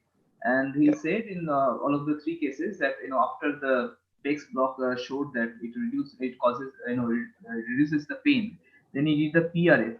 So I want to know, how do you do the pulse, PRF, I believe it's pulse radio frequency ablation in the PEX, which is a muscle, fascial plane block.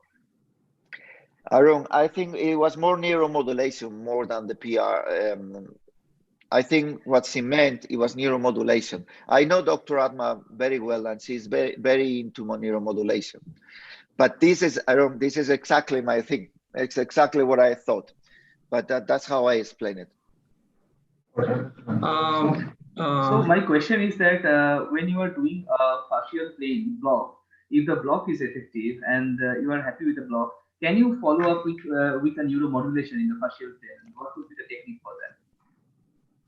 Well, this is a completely new field, to be honest.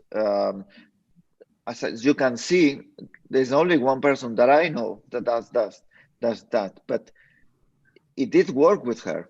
So perhaps you should contact her and find out. But definitely, this is a very, very interesting field. And I have one more question regarding the quadratus lumborum block to Professor Dr. Blanco, who is the pioneer of the block. Now, after when you had initially presented the QLB, it was like more of an extension of the posterior tap block. And later on, when James Borglum group, they showed the Shamrock technique. So now, when I'm using the QLB block for my clinical practice, I see that if I use the Shamrock technique for a surgery which involves both sides of the abdomen, I have to turn the patient twice to the lateral side. On the contrary, if I do from the anterior technique, where the patient can lie supine and I can place a curvilinear probe, and the way you have described that from medial to lateral, the needle can go to the anterior abdominal wall and we can do this QLB block. So, in your opinion, which one will be a more safer technique for the QLB, the transmuscular Shamrock technique compared to the technique that you described, which is to the anterior abdominal wall? Right, very easy answer. So it's nothing to do with the being supine, lateral, or posterior. You really need to understand. The important thing about the technique from Jens is that his target, his endpoint, was the anterior border of QL, remember? Right. So he wants to go really, really anterior. Right. And that's what I found it a little bit unsettled myself. Right. Because it's some studies, I think from the French, which it shows that most of these injections, they become retroperitoneal. Right. It's very difficult to see the border between retroperitoneal and pure anterior QL. Right, true. Over the time, you can see he's moving backwards. He's coming back, tack, tack, Right, tack, tack, right. tack, tack. And you make you wonder why. So secondary, being supine, you can reach both places. Both places. The most important thing is when you needle, is to understand what is around you. You know, you need to understand what is around you, and you need to imagine in your head what will be your path to your target. Right. If you want to do an anterior QL with a supine, and your path shows you, oh, I'm gonna go intra-abdominal. Right. Either you play with your needle, I'm not saying bending, tricking, or you need to be logical, and if you think it's a risk, just go posterior. So the last question is that when you do this anterior QL, can you be brief, Arun? Yeah, it's the last question. It's just one word answer. The answer will be in one word. So in the anterior QL, when you are the QL1, when you are doing, so and you are the patient is supine, the probe is transverse, and you want the needle to approach from lateral to medial or medial to lateral. From lateral to medial with a QL. Right. The QL1. Okay, you can call it, let's say, from medial to lateral. I do it from medial to lateral. Yeah, because I always had in my brain, my understanding at the beginning is I wanted to reach the paravertebral space. That was my aim. Okay. So it becomes really illogical if you want to reach the paramedial to paravertebral. It kind of doesn't go with the flow to go from lateral to medial. It's more logical to go from medial to lateral. Just following the curve, you know? So it's like anterior to posterior.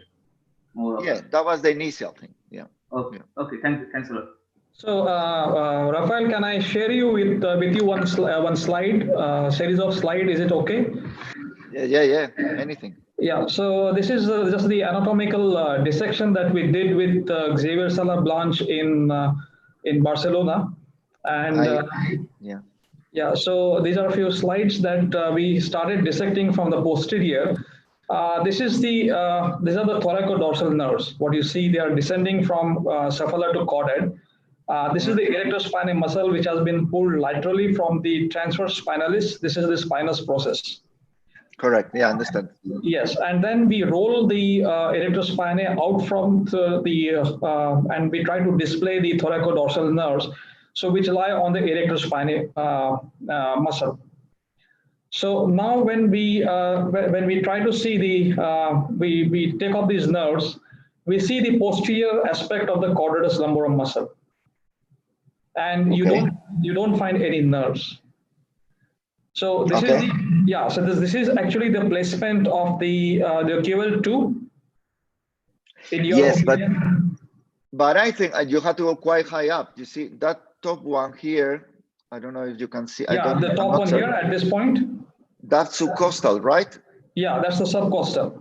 Yeah. So I think the aim is to go towards there. So tell me one thing. When you say the dye, what block was this one? Where did you put the dye? No. This was a different block, but this was the anatomical dissection. Okay. So yes, the aim is go posterior. And you remember what you're talking about 20 mils of local to 30, eh? 20 to 30 mils of local. Yes. It's a big amount. Okay, so so when you look at this from the lateral aspect, you find the subcostal nerve here, and you find the ilioinguinal. It is descending just to the lateral border of the caudatus lumborum, and then going like that.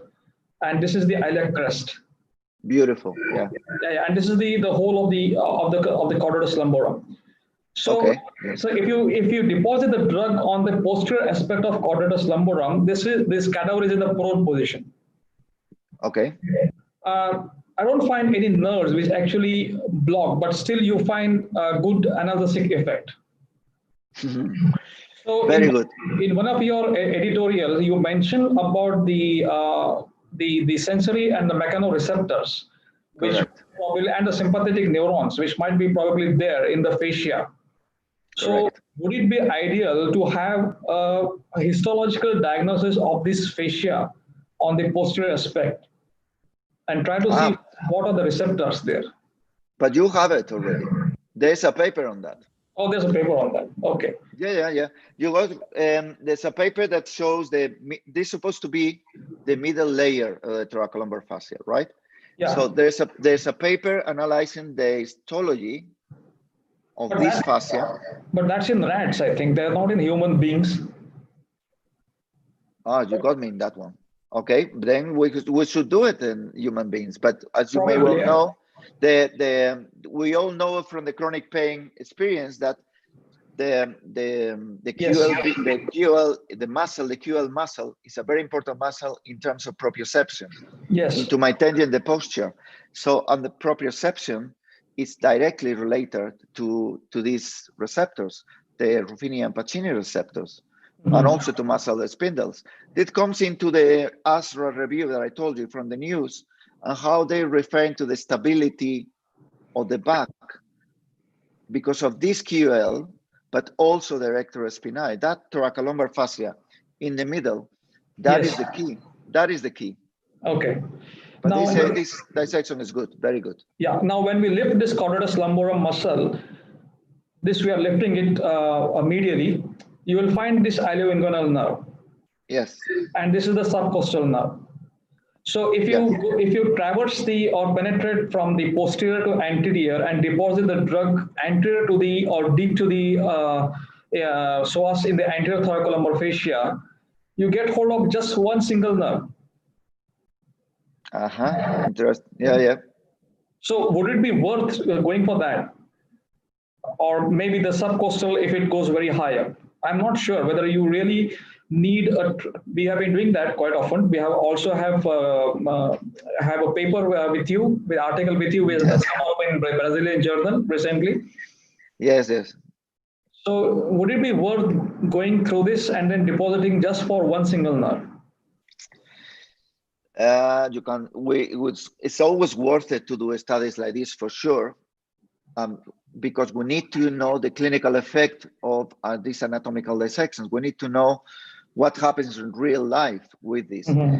I'm a great believer of the thoracolumbar fascia right now because with the years, I just keep trying to understand the real mechanism of this block.